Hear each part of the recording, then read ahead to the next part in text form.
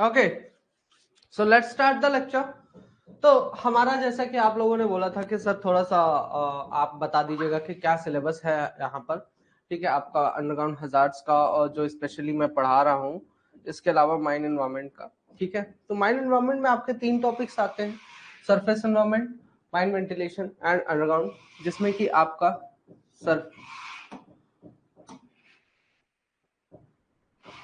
Surface है और surface है, माइन वेंटिलेशन है। ठीक है, इसके अलावा अंडरग्राउंड हजार्ड्स है। हमारा जो टॉपिक कवर कर रहे हैं, हम अंडरग्राउंड हजार्ड्स वाला टॉपिक यहाँ पर कवर कर रहे हैं बेसिकली। ठीक है, अब इसमें आपका आता है माइन गैसेस। ठीक है, जो कि हमने ऑलरेडी टॉपिक कंप्लीट कर लिया। इसके अलावा अगला जो टॉपिक है वो है मीथेन ड्रेनेज, जिसमें कि हम मीथेन गैस के बारे में, उसकी प्रॉपर्टीज के बारे में, उसके कंटेंट्स के बारे में, कैसे मीथेन निकलता है, ठीक है, ये सारी चीजें पता करेंगे। इसी के साथ ही हम यह भी जानेंगे कि आखिर मीथेन का ड्रेनेज कैसे किया जाता है, क्योंकि ये एक ऐसा बर्निंग टॉपिक है। जैसे कि आपका कोल माइंस रेगुलेशन 2017, उसमें आपका इस टॉपिक को ऐड किया गया है। तो जाहिर सी बात है ये इंपॉर्टेंट तो होगा ही। ठीक है, कहीं ना कहीं, कोई बात नहीं, आप देख लीजिएगा एक बार। माइन गैसेस है, ज्यादा कुछ है नहीं उसमें, है ना, उसमें सारी गैसेस के बारे में बताया गया। उसके बाद आपका फायर से रिलेटेड क्या हजार्ड्स है, इसके बारे में हम डिस्कस करेंगे। ठीक है, अंडरग्राउंड में। उसके बाद आपका एक्सप्लोजन से रिलेटेड क्या हजार्ड्स है, डस्ट के बारे में जानेंगे, इनंडेशन के बारे में जानेंगे, रेस्क्यू ऑपरेटर्स और उसके प्रैक्टिसेस, सेफ्टी मैनेजमेंट प्लान जो कि बहुत ज्यादा इंपॉर्टेंट है आपका। ठीक है, इस साल इससे क्वेश्चन आने के चांसेस हैं। और आपका accident data analysis, assessment and mine lighting, mine legislation, occupational health and safety, ये सारे क्वेश्चन आपके जो है तो टॉपिक्स दिए गए हैं। माइन लेजिस्लेशन एक ऐसी चीज है जिसे मैं आपके सारे टॉपिक्स के साथ साथ कवर करता चला जाऊंगा। ठीक है, इन सभी टॉपिक से रिलेटेड जो भी लेजिस्लेशन वाला पोर्शन होगा वो भी हम कवर करेंगे। आप मान के चलिए कि हर साल नहीं तो कम से कम 3 से 4 क्वेश्चन इसके आते ही आते हैं। ठीक है, 3 से 4 नंबर का या 5 नंबर का, इस टाइप से इसके क्वेश्चंस आते ही आते हैं। तो आपको ये क्वेश्चंस की तैयारी अच्छे से कर लेनी है। और ये इतने इजी होते हैं कि अगर आप इनको छोड़ के आ जाते हैं तो आपका ही नुकसान होता है यहाँ पर।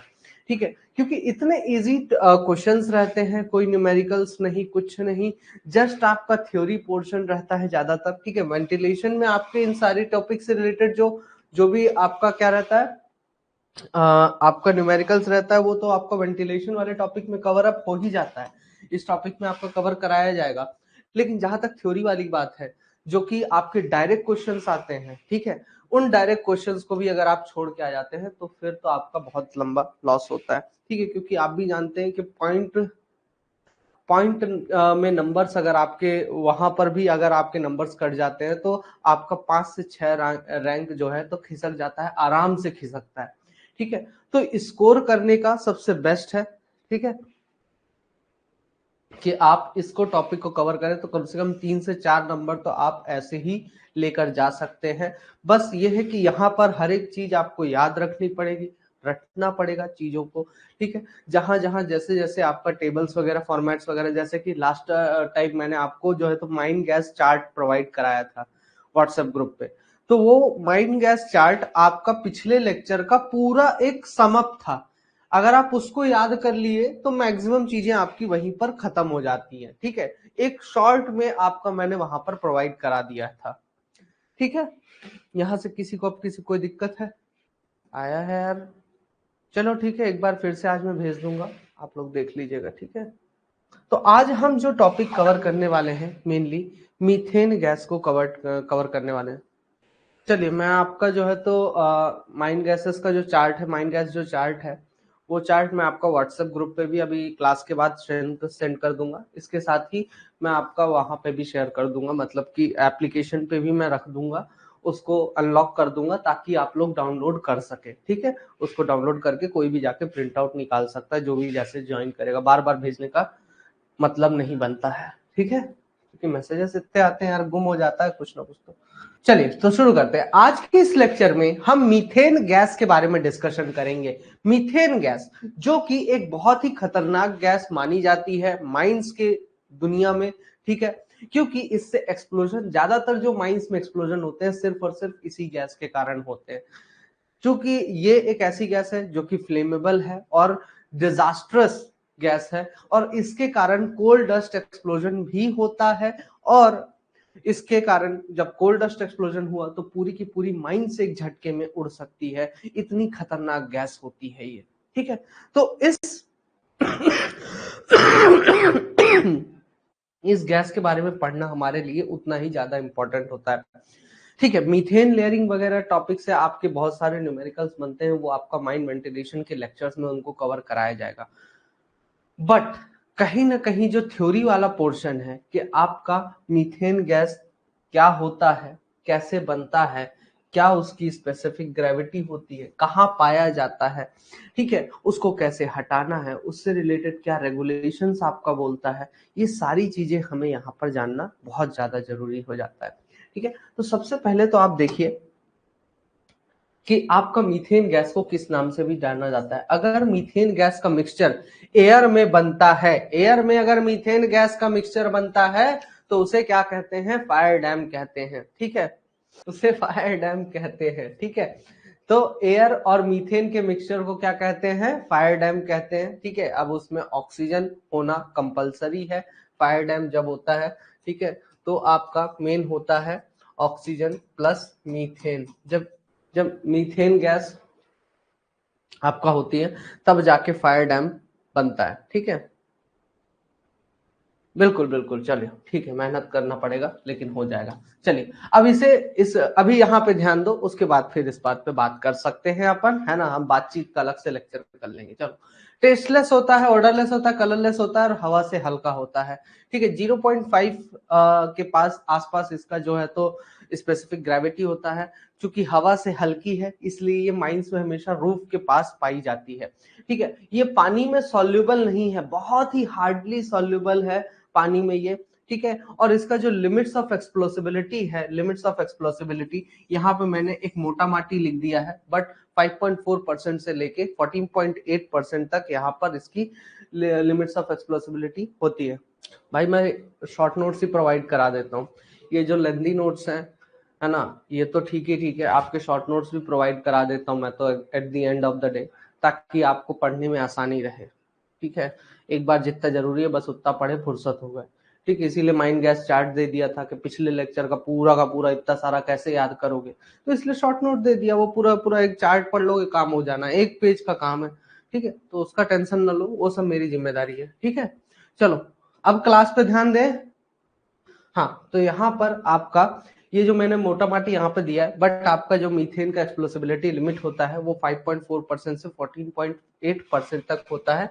इस चीज को ध्यान जरूर रखें। ठीक है, 5.4% से लेके 14.8% तक इसका एक्सप्लोसिबिलिटी लिमिट होता है। ठीक है, अब यहाँ पर मीथेन आपका जो है तो कैसे बनता है।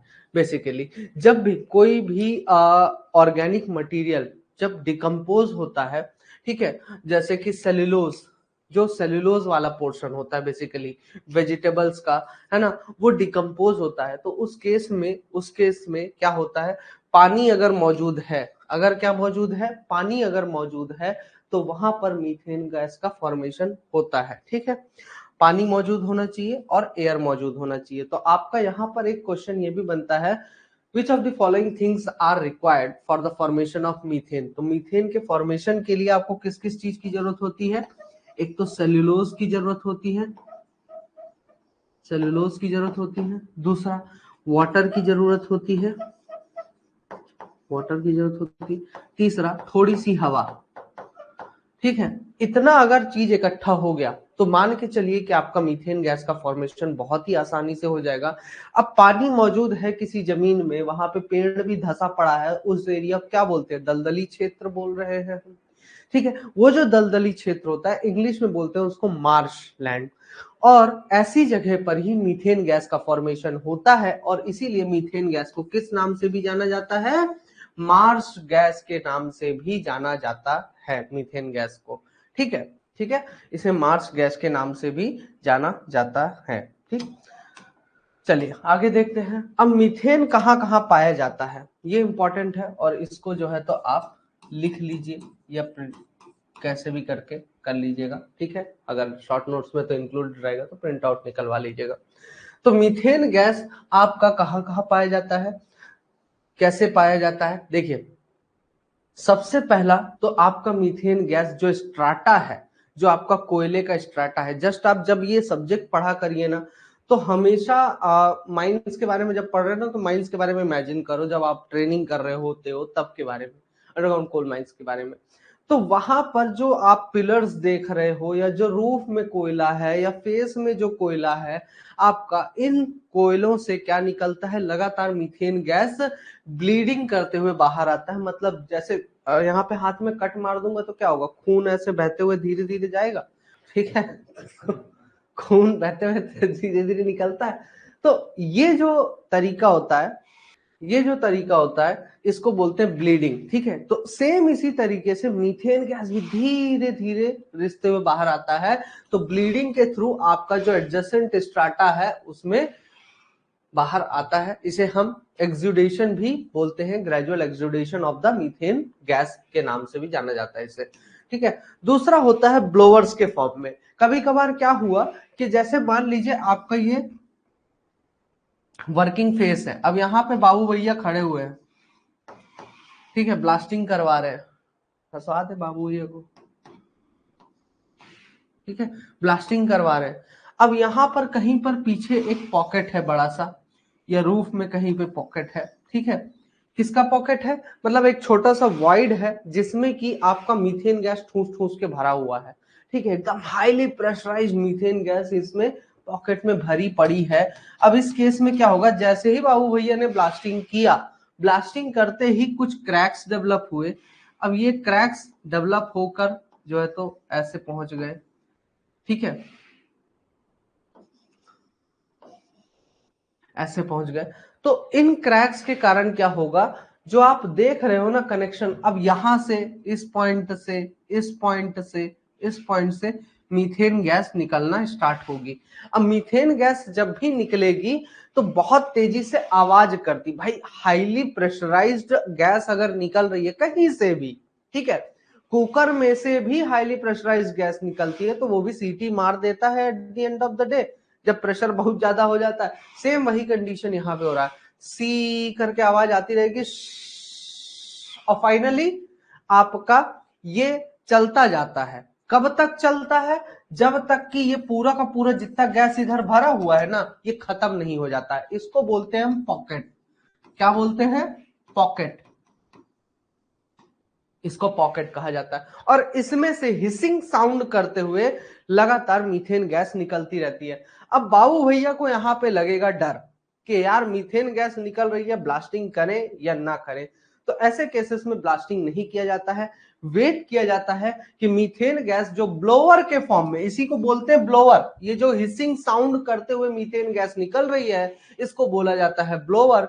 और इसी ब्लोअर के केस में जब तक ये ब्लोअर चलता रहेगा, जब तक ये हिसिंग साउंड करते हुए मीथेन गैस निकलती रहेगी, तब तक वहां पे कोई भी वर्किंग नहीं किया जाएगा, ठीक है। वहां उस एरिया का पावर कट ऑफ कर दिया जाता है। ये आपका रेगुलेशन बोलता है कि उस एरिया का पावर कट ऑफ कर दें, उसके बाद आप वहां से सारे वर्कर्स को विड्रॉ कर लेंगे, और उस एरिया में किसी को भी तब तक जाने की परमिशन नहीं दी जाएगी जब तक मीथेन गैस का परसेंटेज कम नहीं हो जाता है, ठीक है। मीथेन गैस का परसेंटेज कम नहीं हो जाता है, लेकिन कितना परसेंट से कम होने पर ही हम अलाउ करेंगे? भाई देखो, सिंपल सा कॉन्सेप्ट है, ठीक है। लेजिस्लेशन भी पढ़ो तो दिमाग लगा के पढ़ो, कॉमन सेंस लगा के पढ़ो, ठीक है।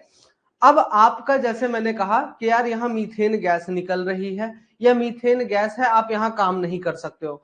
आप बोलोगे सर ऐसे में तो एक दिक्कत ये है कि आपने कहा कि स्ट्राटा से लगातार मीथेन गैस निकल रही है, निकलती ही है, ठीक है, तो ऐसे में तो हम कभी नहीं काम कर सकते किसी भी माइंस में, नहीं।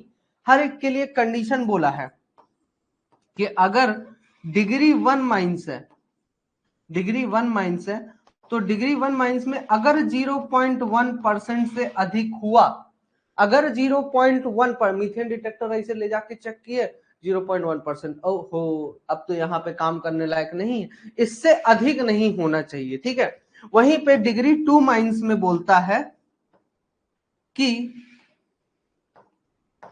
0.5% से अधिक नहीं होना चाहिए। कितने से अधिक नहीं होना चाहिए? 0.5% से अधिक नहीं होना चाहिए। और डिग्री 3 माइंस में बोलता है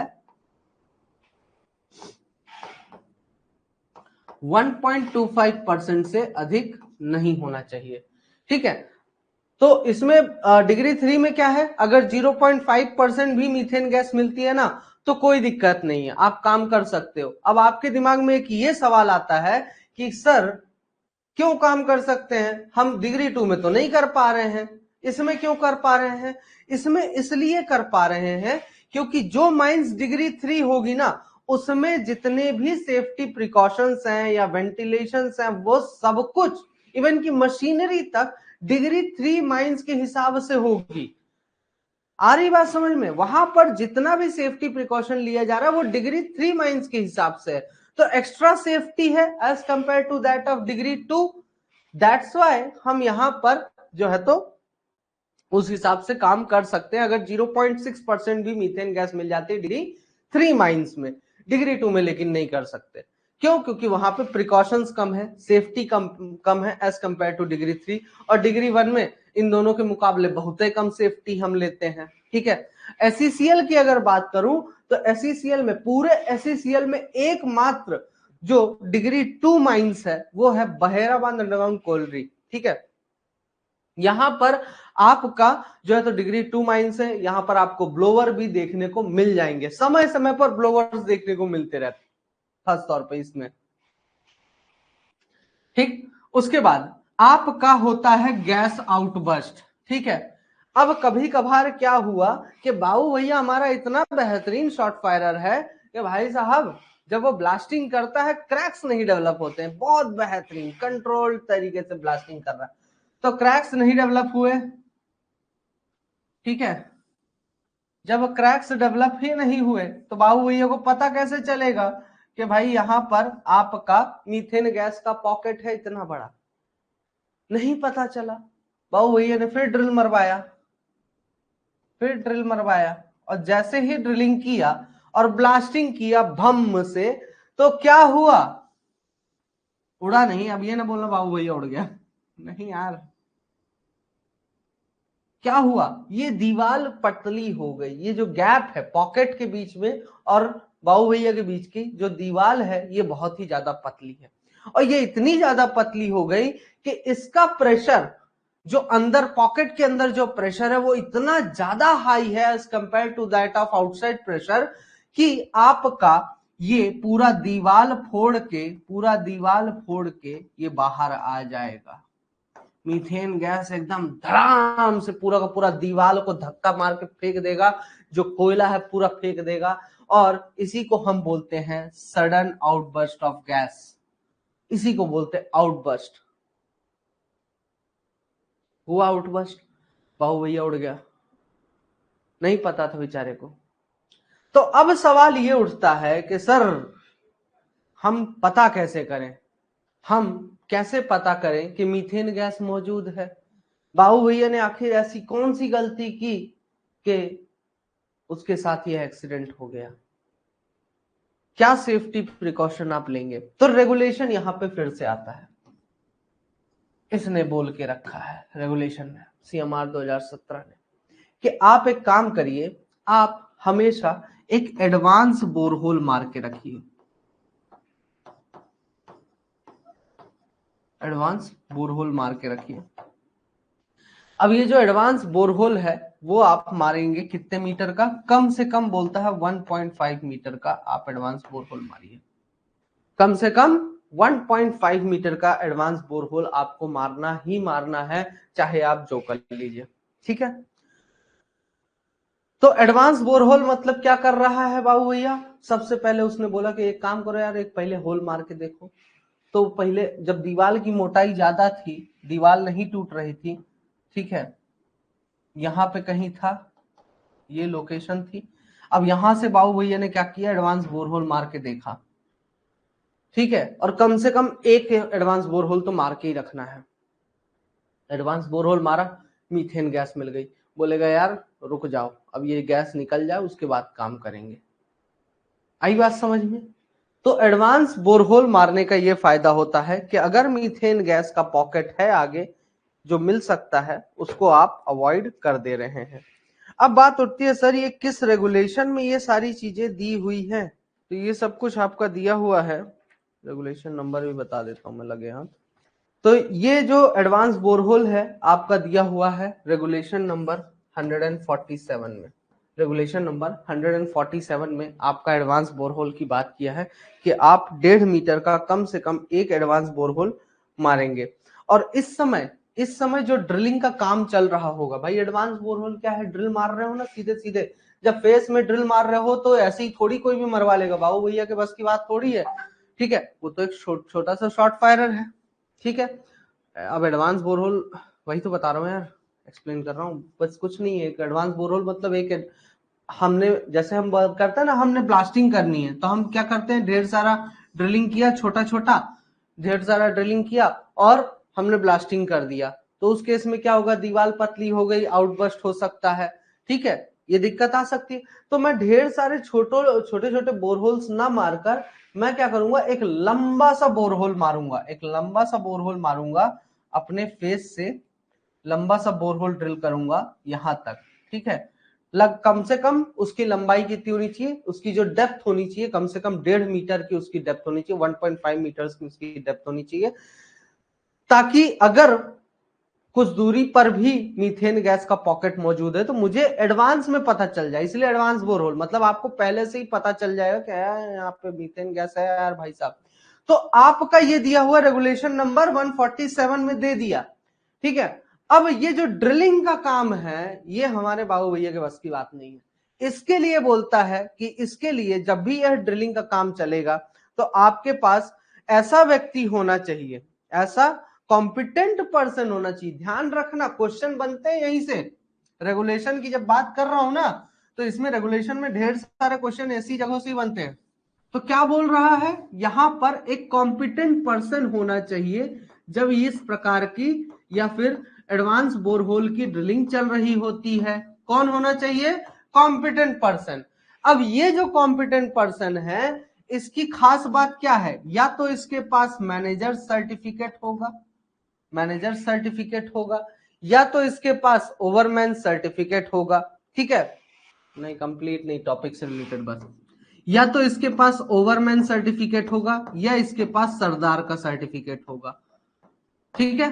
प्लस प्लस इन सब के साथ गैस टेस्टिंग का सर्टिफिकेट होना कंपलसरी है, ठीक है, गैस टेस्टिंग का सर्टिफिकेट होना कंपलसरी है। तो या तो manager certificate holder, ओवरमैन certificate holder या सरदार सर्टिफिकेट होल्डर ही प्लस गैस टेस्टिंग का सर्टिफिकेट अगर जिसके पास है तो वही यहां पर खड़ा होके बाकायदा एडवांस बोरहोल मरवाएगा, ठीक है, ना कि शॉर्ट फायरर, ठीक है। शॉर्ट फायरर एक कॉम्पिटेंट पर्सन है बट उसके पास ये इनमें से कोई एक सर्टिफिकेट है तभी वो शॉर्ट फायरर काम कर सकता है। जैसे कि फॉर एग्जांपल जब भी कोई डिप्लोमा किया, ठीक है, डिप्लोमा के बाद आपका क्या होता है कि 1 साल की ट्रेनिंग किया और मिल जाता है ओवरमैन सर्टिफिकेट, ठीक है। तो वो बंदा ओवरमैन तो बन गया, डीजीएमएस बोल दिया हाँ यार ये ओवरमैन है, गैस टेस्टिंग वगैरह सर्टिफिकेट सब कुछ है, लेकिन जब उसका रिक्रूटमेंट होगा ना किसी भी सब्सिडरी में तो फर्स्ट जो पोस्टिंग होती है ज्यादातर उसमें होता है शॉर्ट फायरर, ठीक है। वो ब्लास्टिंग करने का काम करता है, मतलब एक तरीके से ना बेसिक से चीजों को सिखाया जाता है। लेकिन जब आप लोगों की बात आती है तो आप लोग सबसे पहली जो पोस्टिंग होती है वो मैनेजमेंट ट्रेनी की होती है, ठीक है, जो कि आपका होता है, आपके पास सिर्फ और सिर्फ डिग्री है। अगले 1 साल तक, अगले 1 साल तक आप जो है एक कॉम्पिटेंट पर्सन नहीं बन पाते हैं ये सर्टिफिकेट्स ना होने के कारण, ठीक है। इस काम के लिए, इस काम के लिए आप कॉम्पिटेंट पर्सन नहीं बन पाते हैं। और भी बहुत सारे काम है, अगर मैनेजर को लगता है तो लिखित में बोल सकता है हाँ कॉम्पिटेंट पर्सन है, डिग्री होल्डर है, ये काम कर सकता है। जैसे डस्ट के काम में ना डिग्री होल्डर भी काम कर लेगा, ठीक है, सिर्फ डिग्री है तब भी, लेकिन अगले 1 साल तक डिग्री के मत्थे बहुत सारे काम आप नहीं कर सकते माइंस में। 1 साल के बाद आपके पास आएगा मैनेजर सर्टिफिकेट, उस समय आपकी पोस्टिंग होगी as an assistant manager, under manager, तो आप जाके वहां पर ड्रिलिंग करवा सकते हैं, ओके। अब वो बहुत एक लंबा प्रोसीजर है, वो आपके समझने की जरूरत नहीं है, शॉर्ट फायरर सरदार वगैरह। बट मैंने आपको आपका काम बताया कि आप एक डिग्री होल्डर है, आप मैनेजमेंट ट्रेनिंग के रूप में जाते हैं, आपको सिर्फ वहां पे चीजें देखनी है, सीखनी है। उसके बाद 1 साल के बाद जैसे ही आपका मैनेजर सर्टिफिकेट आ जाता है, सेकंड क्लास मैनेजर का सर्टिफिकेट आएगा, now you are a competent person to do this jobs. Okay, चलो ठीक है। हाँ, तो अब ये था रेगुलेशन नंबर, याद रखना इसका, ठीक है। सारे रेगुलेशंस आपको नहीं पढ़ने हैं, आपको सिर्फ उतने ही रेगुलेशन पढ़ने हैं जितने मैं बताते जा रहा हूं। तो रेगुलेशन नंबर 147 क्या क्या बोलता है उसमें? एडवांस बोरहोल गैस से बचने के प्रिकॉशंस है, precautions against danger from gas, okay, eruption of gas. तो इसमें क्या क्या, पहली चीज क्या बोलता है? 1.5 मीटर का एडवांस बोरहोल मारना है। दूसरी चीज क्या बोलता है? एडवांस बोरहोल किसी कॉम्पिटेंट पर्सन के मौजूदगी में होना चाहिए। अब उसके पास क्या होना चाहिए? या तो मैनेजर सर्टिफिकेट हो, या ओवरमैन सर्टिफिकेट हो, या सरदार सर्टिफिकेट हो, प्लस इसके साथ गैस टेस्टिंग सर्टिफिकेट होना चाहिए, ठीक है। बिना उसके आप असिस्टेंट मैनेजर नहीं बन पाएंगे ना, सेकंड क्लास सर्टिफिकेट होने के बाद, बिना सेकंड क्लास का सर्टिफिकेट के बाद, के बिना, ठीक है। और इसके साथ ही आपका फिर जैसे जैसे आप काम करेंगे, फर्स्ट क्लास मैनेजर के लिए एग्जाम देंगे डीजीएमएस में, जिसमें कि एक ही पेपर देना रहता है आपको, माइन मैनेजमेंट, लेजिस्लेशन और जनरल सेफ्टी।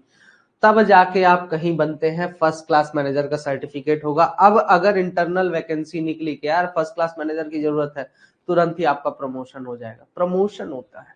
और दूसरा, आपका प्रमोशन मतलब अब जैसे कोई और डिपार्टमेंट में आपको भेजना है, ठीक है, प्रमोट करके, तो भेज सकते हैं आसानी से, अगर आपके पास फर्स्ट क्लास का सर्टिफिकेट है तो बहुत जल्दी प्रमोशन होता है।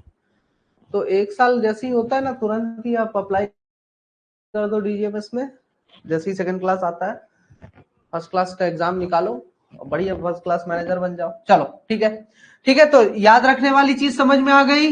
Regulation number 147, precautions against eruption of gas, आपका क्या बोलता है कि एक तो एडवांस बोरहोल कैसे मारना है, कितने मीटर का होगा, कम से कम एक, एटलीस्ट वन, ये भी याद रखना कि कम से कम एक बोल रहा है, ज्यादा से ज्यादा जितनी मर्जी उतनी मान लो भाई, अपनी सेफ्टी अपने हाथ, ठीक है। प्लस इसके साथ ही इसके मौजूदगी में होना चाहिए। चलो ये तो याद हो गया। अगला ये वाला जो पोर्शन जो है कि डिग्री 1 माइंस में आपका, इसमें भी मैं ढेर सारे क्वेश्चंस आपको बता सकता हूं कि कहां पे कैसे क्वेश्चंस बनते हैं, ठीक है। अब ये वाला जो पोर्शन दिया है, ये दिया है आपका regulation number 166, regulation number 166 of CMR 2017।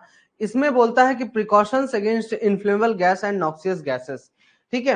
आपका इन्फ्लेमेबल गैसेस और नॉक्सियस गैसेस के केस में आपका क्या प्रिकॉशंस लेना है। ग्रेजुअल एक्सुडेशन मतलब धीरे धीरे निकलना, रिसते हुए निकलना, रिसते हुए, वो सीपेज टाइप से, ठीक है, ऐसे निकलना।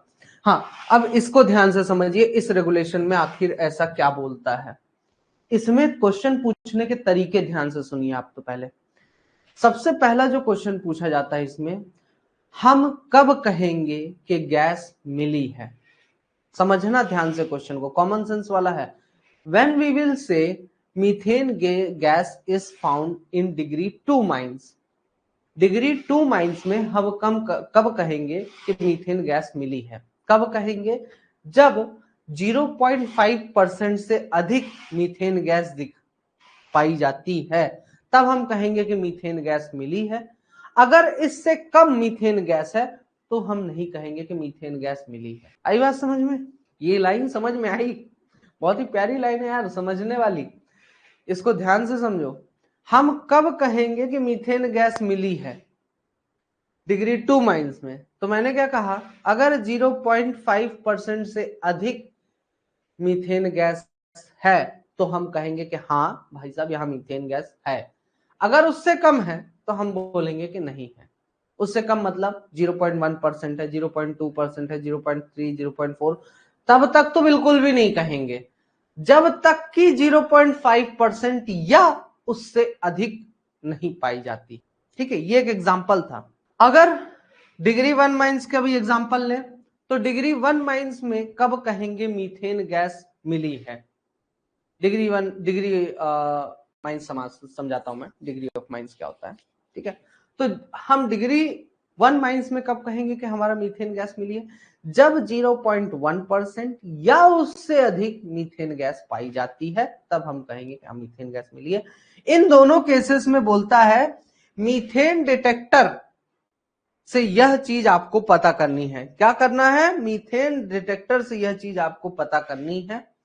तीसरे केस में डिग्री 3 माइनस के केस में बोलता है मीथेन डिटेक्टर या तो फ्लेम सेफ्टी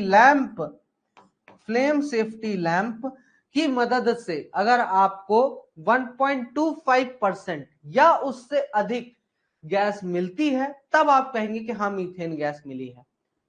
1.25% से कम है अगर, तो हम बोलेंगे मीथेन गैस नहीं है, यहां होते हुए भी मना कर देंगे। मैंने क्या कहा आपको कि भाई डिग्री 3 में ना जो हम प्रिकॉशंस ले रहे हैं उसके प्रिकॉशंस इतने तगड़े हैं, इतने बेहतरीन वाले प्रिकॉशंस हैं कि आपका मीथेन गैस अगर 1.24% भी है ना हम उसको भी झेल जाएंगे। इतना बेहतरीन प्रिकॉशन होता है वहां पे, सेफ्टी इतनी ज्यादा रहती है। तो उसके पहले तो हम काम नहीं बंद करेंगे ना। हम काम कब बंद करेंगे? जब 1.25% से अधिक होगा या उतना ही होगा 1.25%। तो जब काम बंद करने की बात आ रही है इतने परसेंटेज पे तो तभी हम कहेंगे ना भाई मीथेन गैस मिल गई है यहाँ पे, अब काम करने लायक कंडीशन नहीं रह गई। ये कहना चाहता हूं मैं। क्लियर है ये चीज आपको? पहले इसको क्लियर करिए, डिग्री 1 डिग्री 2 डिग्री 3 मैं क्लियर करता हूं, फिर इसको बताइए। ये लाइंस जो समझा रहा हूं ना यार, इन्हीं लाइंस में कंफ्यूजन करता है। इन लाइंस को फील करना है। हम कब कहेंगे कि मीथेन गैस मिली है? कब कहेंगे मीथेन गैस मिली है? डिग्री 1 माइनस में कब कहेंगे? जब 0.1% या उससे अधिक है। डिग्री 2 माइनस में कब कहेंगे मीथेन गैस मिली है? जब 0.5% या उससे अधिक है। डिग्री 3 माइनस में कब कहेंगे? जब 1.25% या उससे अधिक है। उससे कम है तीनों का ही एक अपर लिमिट मैंने बता दिया, सॉरी लोअर लिमिट मैंने बता दिया। अब इससे कम है तो हम नहीं कहेंगे कि मीथेन गैस है, यहां पर काम हम नहीं बंद करेंगे। इससे कम है तो अगर, हर एक माइंस के लिए अलग अलग। किसमें दिया है? रेगुलेशन नंबर 166 160 ठीक है। तो अगला सवाल इसी रेगुलेशन से कि मीथेन गैस अगर मिली तो क्या करेंगे? अगर डिग्री 3 माइनस में मीथेन गैस पाई गई तो क्या करेंगे? इसका मतलब मीथेन गैस पाई गई मतलब क्या है कि 1.25% से अधिक मीथेन गैस मौजूद है। तो इसका मतलब कि अब आपको कुछ ना कुछ प्रिकॉशंस लेने हैं। तो सबसे पहला प्रिकॉशन क्या है आपका? सारे वर्कर्स को वहां से आप विड्रॉ कर लेंगे। दूसरा काम आप क्या करेंगे? अपने सुपीरियर ऑफिशियल को इन्फॉर्म करेंगे। तीसरा काम आपका ये है कि उस जगह का जो पावर है उसको कट ऑफ कर देना है और सभी को बाहर निकाल के वहां की फेंसिंग कर देनी है। अब वहां पे कोई ना जाने पाए।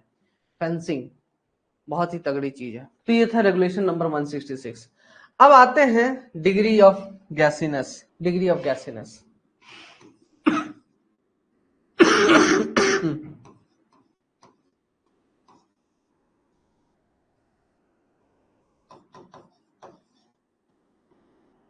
ये आपका दिया हुआ है रेगुलेशन नंबर 2 में।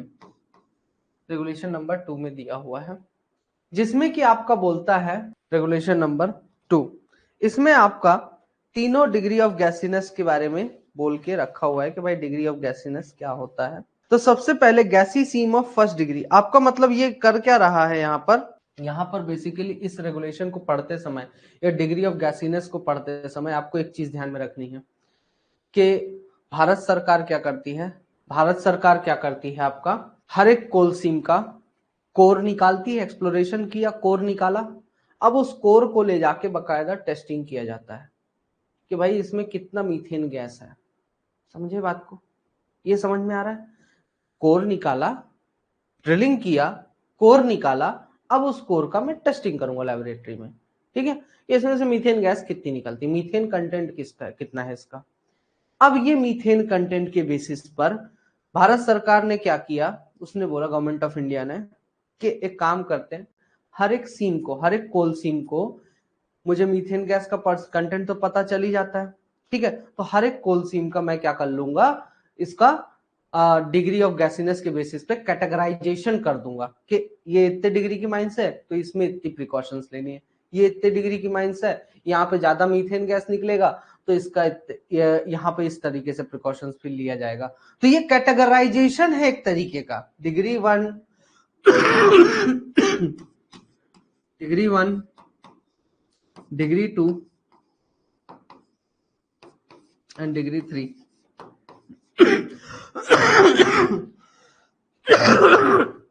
सॉरी, ठीक है, ये 3 डिग्री ऑफ गैसीनेस वाले हो गए। डिग्री 1 माइंस बोलता है अगर इसमें मीथेन गैस लेस देन 0.1% है, मीथेन गैस कितना है, लेस देन 0.1% मीथेन गैस है, और या कि फिर भाई रेगुलेशन ऐसे ही पढ़ा जाता है, और मतलब कि इसके अलावा, चलो परसेंटेज नहीं समझ में आ रहा तो आप क्या देखेंगे, less than 1 cubic metre per ton. Degree 1 mines में क्या बोलता है कि 0.1% से कम मीथेन गैस पाई जा रही है, या कि फिर आपका less than 1 cubic metre per ton of coal. 1 ton कोयला निकालने पर 1 क्यूबिक मीटर से कम मीथेन गैस अगर है तो उस केस में आपका डिग्री 1 माइंस है, ठीक है, डिग्री 1 गैसी सीम है। हाँ तो आपका इससे कम ही रहेगा, लेकिन जब बात करते हैं डिग्री 2 की, तो डिग्री 2 में आपका क्या बोलता है कि आपका 0.1% से अधिक होगा, मोर देन 0.1%, और more than 1 cubic metre per ton of coal, but less than 10 cubic metre, 10 cubic metre से कम होगा, ठीक है, but less than 10 cubic metre, इससे कम होगा, 1 क्यूबिक मीटर से अधिक और 10 क्यूबिक मीटर से कम, ठीक है। डिग्री 3 गैसीसीम किसे कहा जाएगा, डिग्री 3 गैसीसीम किसे बोलते हैं, इसमें ना ये परसेंटेज वाला फंडा ही नहीं है, इसमें सीधे बोल रहा है भाई मोर देन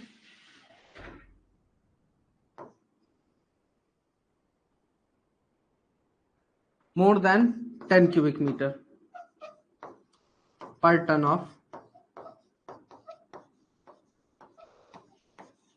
कोल। 1 टन कोयला निकालने पर 10 क्यूबिक मीटर से अधिक अगर मीथेन गैस प्रोड्यूस हो सकता है तो उसे डिग्री 3 माइंस बोलते हैं। अब ये जो डिग्री ऑफ गैसीनेस है ना, ये गवर्नमेंट ऑफ इंडिया एक बार डिसाइड कर देती है हर एक कोल सीम का, तो जरूरी नहीं है कि ये सेम रहे।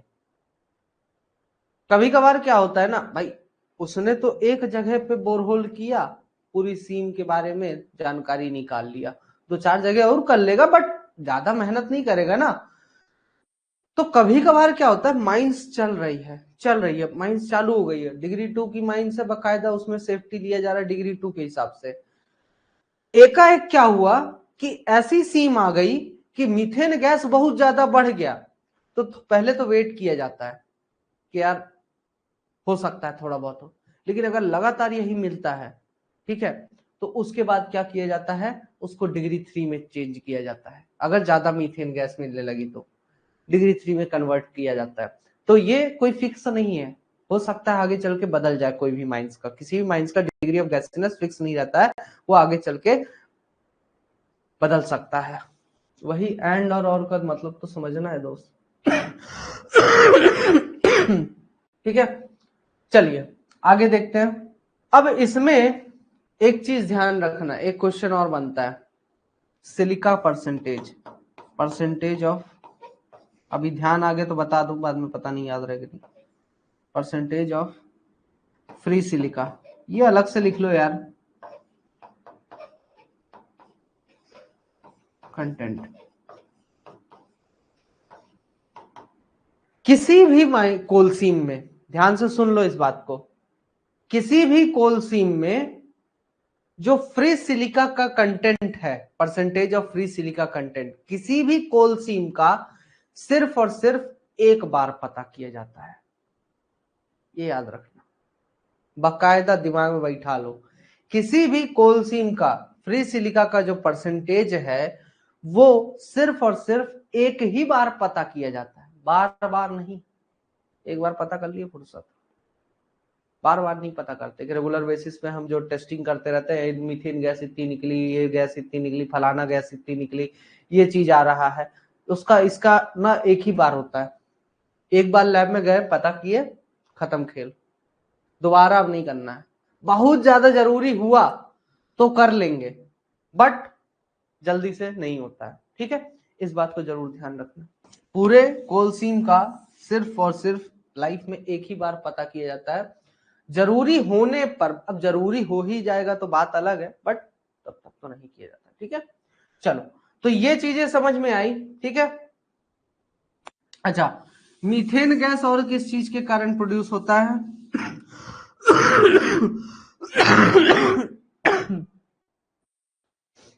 अच्छा बताओ, इस चीज को फील करके बताओ। मैं बोल रहा हूं ना, हर एक चीज को फील करो। रूफ फॉल हुआ जिसके कारण बैरोमेट्रिक प्रेशर में फॉल हुआ तो मीथेन गैस जनरेट होता है। कैसे?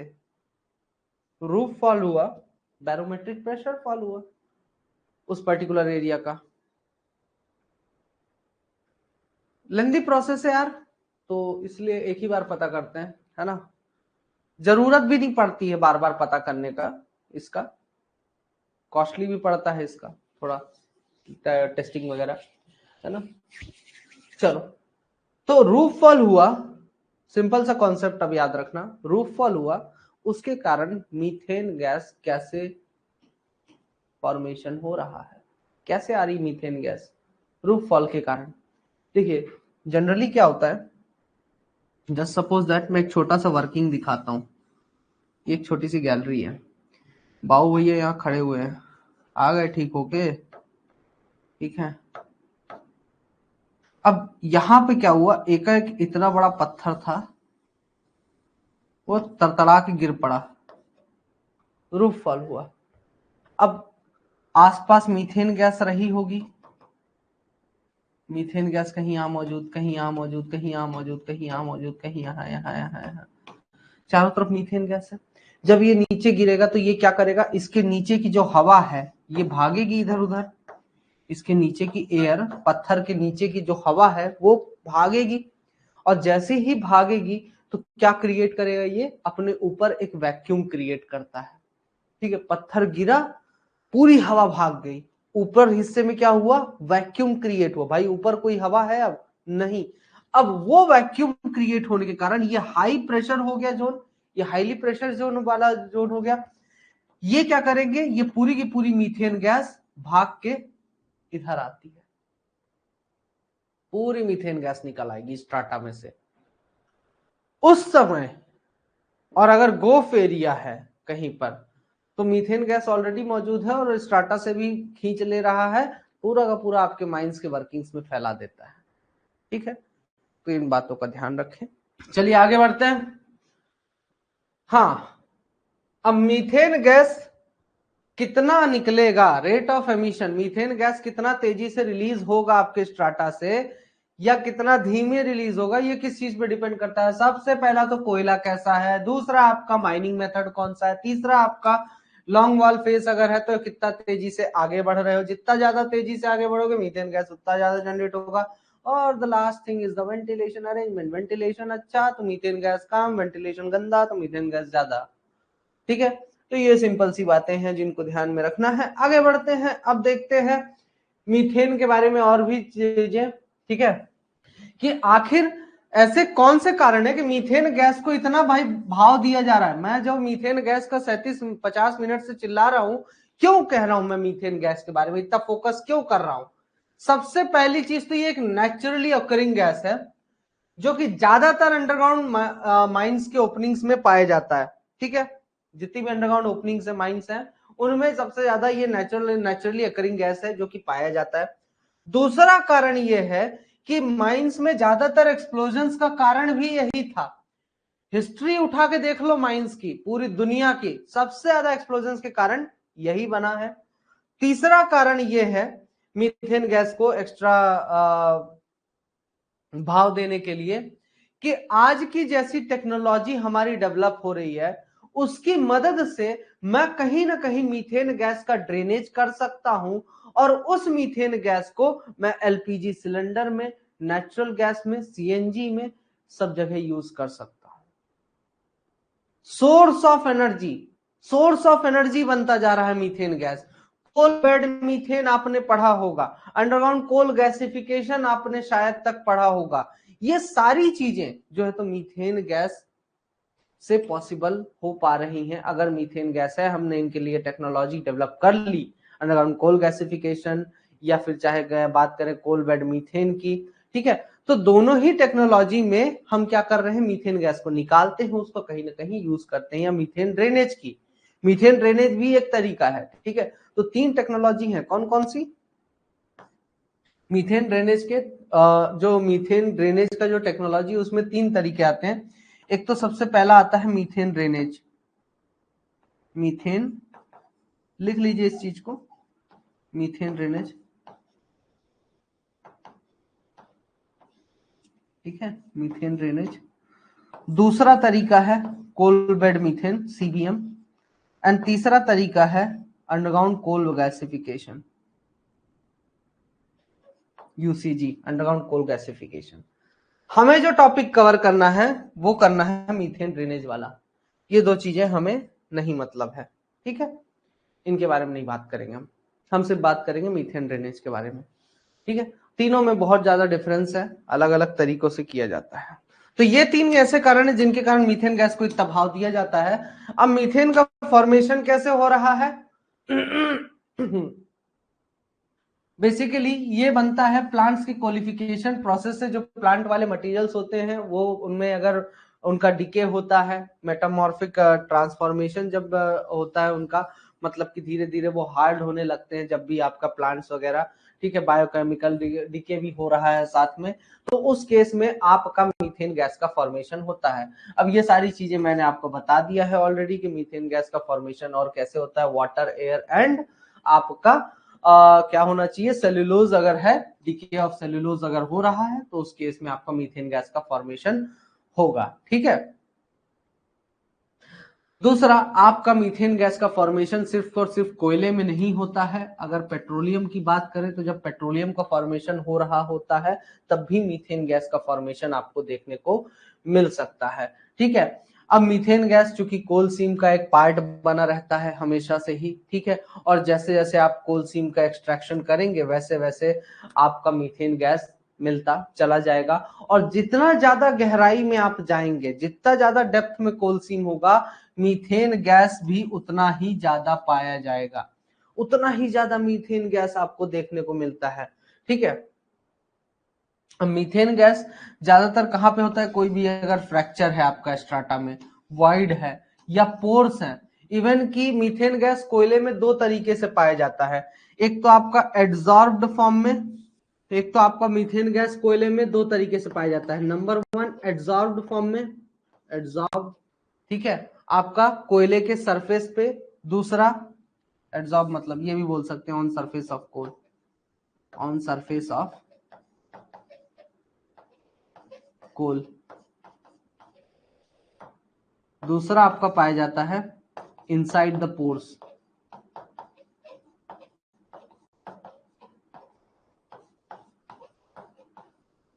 पोर्स के अंदर पाया जाता है, जो छोटे छोटे छेद होते हैं ना उनमें मीथेन गैस पाई जाती है, ठीक है। तो 2 तरीके से मीथेन गैस आपका देखने को मिलता है, ठीक है। अब आपका जो गैस कंटेंट है, जैसा कि मैंने आपको बताया, एक तो आपका methane gas free compressed gas पाई जाती है, कहां पर, जो पोर्स होते हैं कोल के।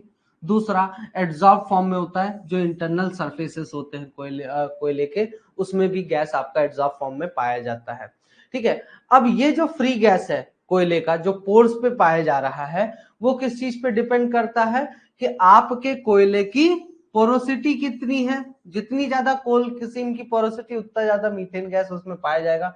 दूसरा डिपेंड करता है गैस का प्रेशर कितना है, तीसरा टेम्परेचर पर डिपेंड करता है। ठीक है, तो लगभग लगभग जितना भी आपका पूरी सीम में जितना मीथेन गैस पाया जा रहा है ना, उसका 5 से 10% तो सिर्फ और सिर्फ आपका कहां पर पाया जाता है, पोर्स में पाया जाता है। ठीक है, बाकी का जो मीथेन गैस है वो आपका मीथेन गैस का जो है वो आपका सरफेस पर पाया जाता है कोल सीम के। ठीक है, कोल सीम के चारों तरफ वो जो है तो एक लेयर के फॉर्म में चिपका रहता है। ठीक है, तो उसमें पाया जाता है, माइक्रो फ्रैक्चर्स में पाया जाता है, इन जगहों पे पाया जाता है। ठीक है, हाँ, अब मीथेन गैस आपका टॉक्सिक गैस नहीं है, मतलब किसी भी प्रकार से आपको नुकसान नहीं पहुंचाता, चक्कर मरवाना जैसे आपने देखा ना, पूरा थ्योरी ही है बाबू। वॉइड मतलब होता है आपका खाली जगह, खाली स्पेस। ठीक है, जमीन के अंदर खाली स्पेस हो सकता है, ये आप भी मानते हो कि नहीं मानते हो भाई? धरती का फॉर्मेशन जब हुआ तो पत्थर ऐसे जम गए, पत्थर इस प्रकार से जम गए कि खाली स्पेस क्रिएट हो गया। ठीक है, तो वो एक खाली स्पेस में जाके आपका मीथेन गैस बैठ जाएगा चुपचाप। ठीक है, पोर्स हो गए, जैसे कि आपके बहुत से पत्थर आपने देखे होंगे, रामेश्वरम वाले पत्थर उठा के लाओ कभी, है ना, जो भगवान श्री राम वाले जो पत्थर है, उनमें आप ध्यान से देख, ध्यान से क्या, वो दिखते ही क्लियर दिखता है, उनमें ढेर सारे छेद होते हैं।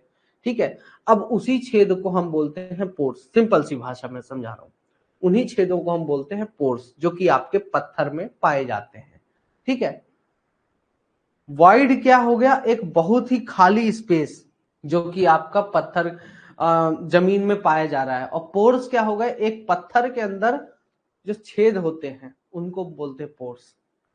भाई पोर्स नहीं होंगे तो गैस का फ्लो कैसे होगा, पानी कैसे फ्लो करेगा, फ्रैक्चर्स वगैरह से, पोर्स से, वॉइड्स से, इन सब चीजों में। भाई जमीन के अंदर पानी मिल जा रहा है, बोर कर रहे हो तो क्यों मिल रहा है, कहां से आया ये पानी? भाई कहीं ना कहीं एक बहुत बड़ा वॉइड होगा, खाली स्पेस होगा, उसमें भरा पड़ा है पानी, हम उसमें से पानी निकाल रहे हैं, लेकिन वो तो एक समय के बाद खत्म हो जाना चाहिए। लेकिन जैसी बारिश का मौसम आता है, गर्मी में खत्म होता है, बारिश का मौसम आया फिर से आ गया, तो कहां से आ रहा है वो फ्रैक्चर्स से, पोर्स से, इन सभी चीजों से धीरे धीरे वहां पर जाके पहुंच जाता है और रिचार्ज कर देता है उसको। अब मीथेन गैस जो है आपका पेल ब्लू फ्लेम के साथ जलता है। ठीक है, कंबशन को अच्छा खासा जो है तो प्रमोट करता है। इसी के साथ ही आपका ये क्या प्रोड्यूस करता है, अगर ऑक्सीजन पर्याप्त मात्रा में अगर ऑक्सीजन का सप्लाई दोगे ना, तो मीथेन गैस ऑक्सीजन के साथ रिएक्ट करके एक तो पानी बनाएगा, दूसरा कार्बन डाइऑक्साइड। समझे, पानी पे पानी से पानी लिखेंगे। दूसरा, अगर कहीं पर ऐसा हुआ कि भाई बहुत ही कन्फाइंड स्पेस है, ज्यादा जगह नहीं है, ऑक्सीजन कम मिल रही है, हवा कम मिल रही है, तो इनसफिशिएंट ऑक्सीजन की केस में क्या होगा कि मीथेन के दो एटम ऑक्सीजन के 3 मॉलिक्यूल से, मीथेन के 2 मॉलिक्यूल्स ऑक्सीजन के 3 मॉलिक्यूल से जाके मिलेंगे और पानी बनाएंगे, और चूंकि ऑक्सीजन की कमी है इसलिए वहां पर फॉर्मेशन करते हैं सबसे खतरनाक गैस, कार्बन मोनोऑक्साइड।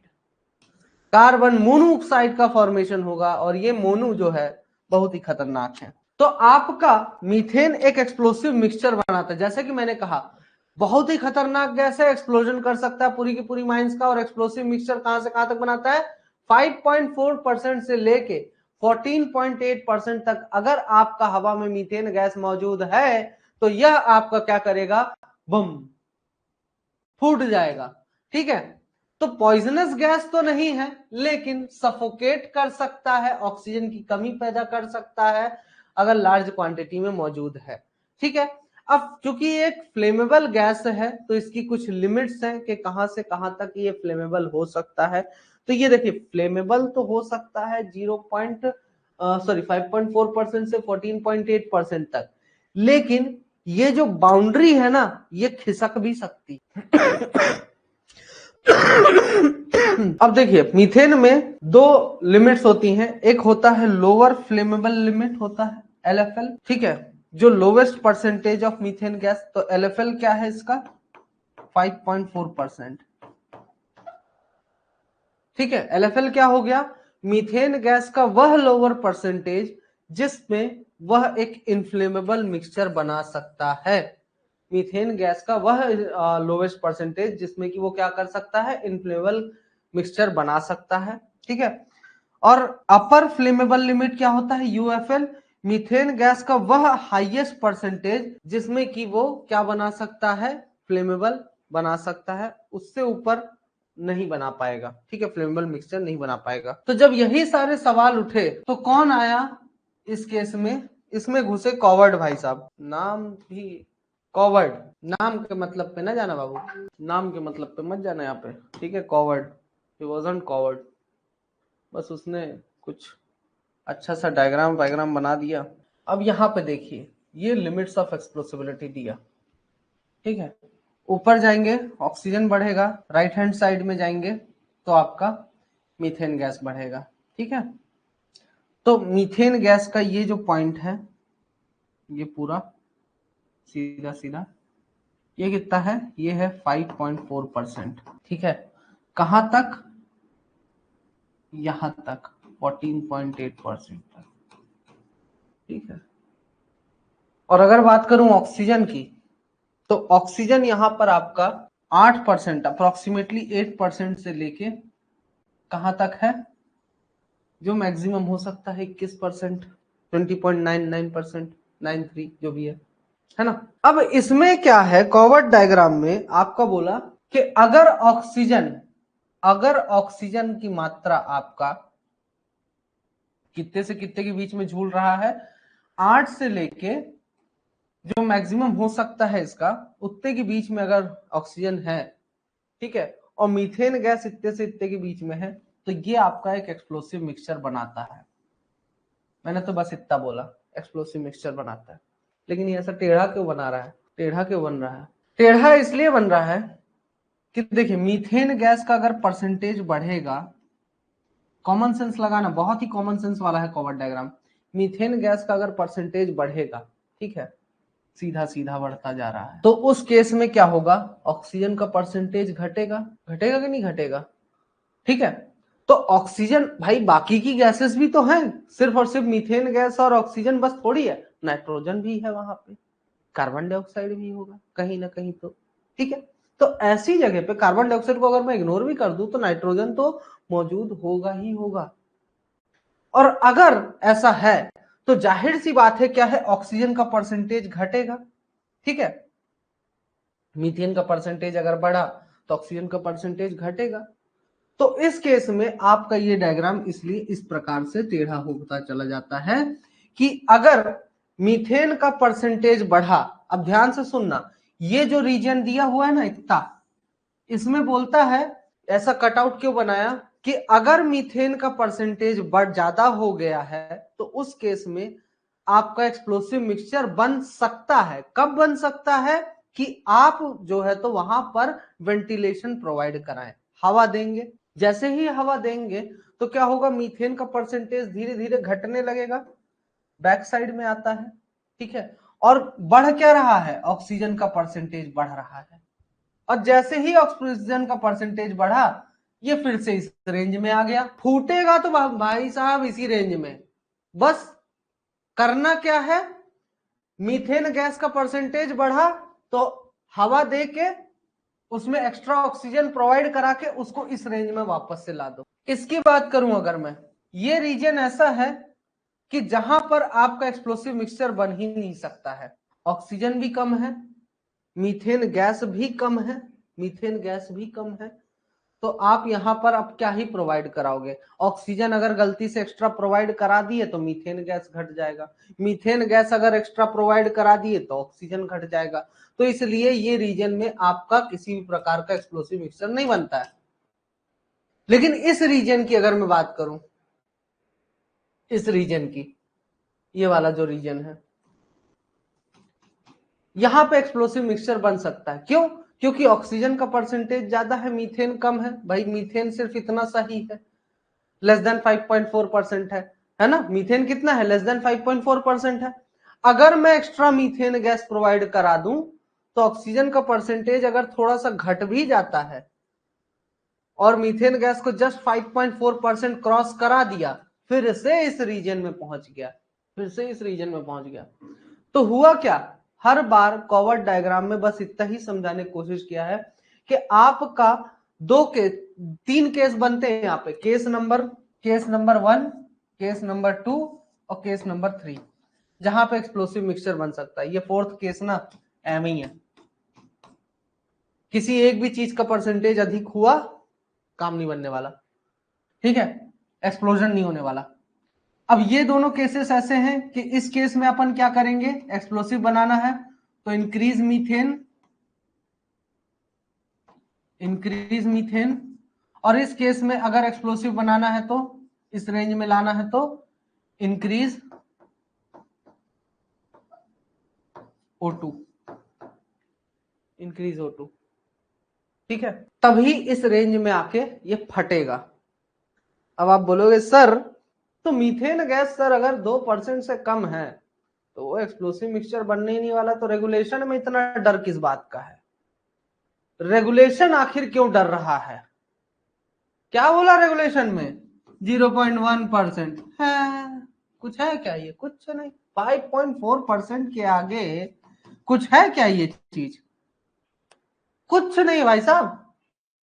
और क्या बोला? 0.5%, छी 1.25%। वो एक आजकल आया ना नया यूट्यूबर आथू, वो वाला हाल हो रहा है इसका। क्यों डर किस बात का है भाई साहब? किस बात का डर है? डर किस बात का है वो बताता हूं मैं। यार दिमाग में ना हर चीज का सवाल उठाओ, कुछ के जवाब मैं दे पाऊंगा, कुछ के जवाब नहीं दे पाऊंगा तो मैं पढ़ के बताऊंगा। इन हर चीज का सवाल उठना चाहिए, तब तो कॉन्सेप्ट पकड़ में आता है, ठीक है। कोई भी ऐसी बता के चल देगा थोड़ी अच्छा बात है यार। हालांकि ये चीज ना अपन माइन एक्सप्लोजन में भी पढ़ेंगे। ये मीथेन ड्रेनेज टॉपिक खत्म करने के बाद ही क्लास खत्म होगी। अब देखिए, जो मीथेन गैस का एक्सप्लोजन है वो बेसिकली आपका हो सकता है कब, किस केस में? जो मैंने कहा कि रेगुलेशन में डर रहा है, आखिर उसके डर का कारण क्या है?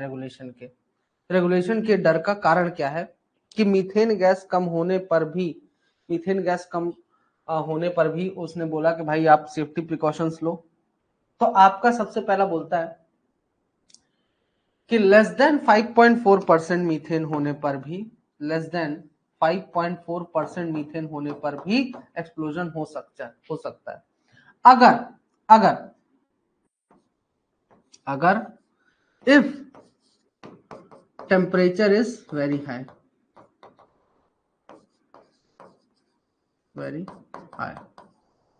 अगर हाई टेम्परेचर दे दिया तो भाई साहब उस केस में भी मीथेन गैस अगर 5.4% से कम है तो एक्सप्लोड हो सकता है। तो कुल मिला के लैग ऑन इग्निशन पर भी डिपेंड करता है। सबसे पहला, सभी को पता है lag on ignition, temperature high हुआ तो 5.4% से कम होने पर भी ब्लास्ट हो जाएगा।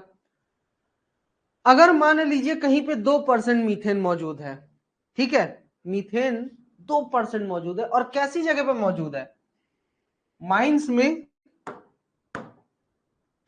माइंस में एक छोटा सा क्रैक है, और इस क्रैक में 2% मीथेन मौजूद है।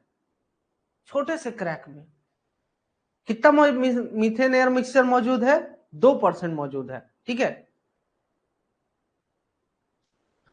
तो होगा क्या कि ये जो मीथेन है, ये मीथेन जो है ये बहुत ही ज्यादा हाई प्रेशर से यहां पर मौजूद है। किसके कारण? भले 2% है, मीथेन एयर मिक्सचर भले कितना बनाएगा, 2% बनाएगा, but due to high pressure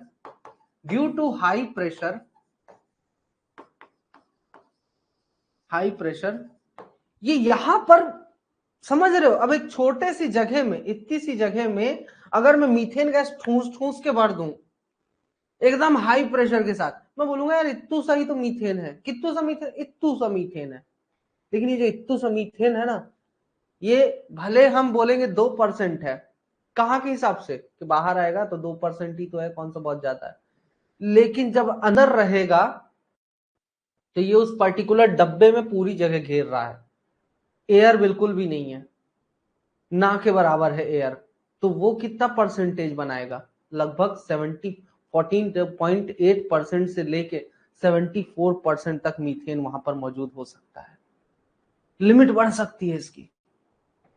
भाई उस एक छोटी सी जगह में अगर मैं इस बॉटल में, चलो इसी बॉटल में भर देते हैं, इस बॉटल में अगर मीथेन गैस भर दूं तो इसको रिलीज करके मैं बस बोलूं कि यार 2% ही तो है पूरी माइंस के हिसाब से, लेकिन इस बॉटल के अंदर तो 100% प्योर मीथेन भरी है, 100% मीथेन।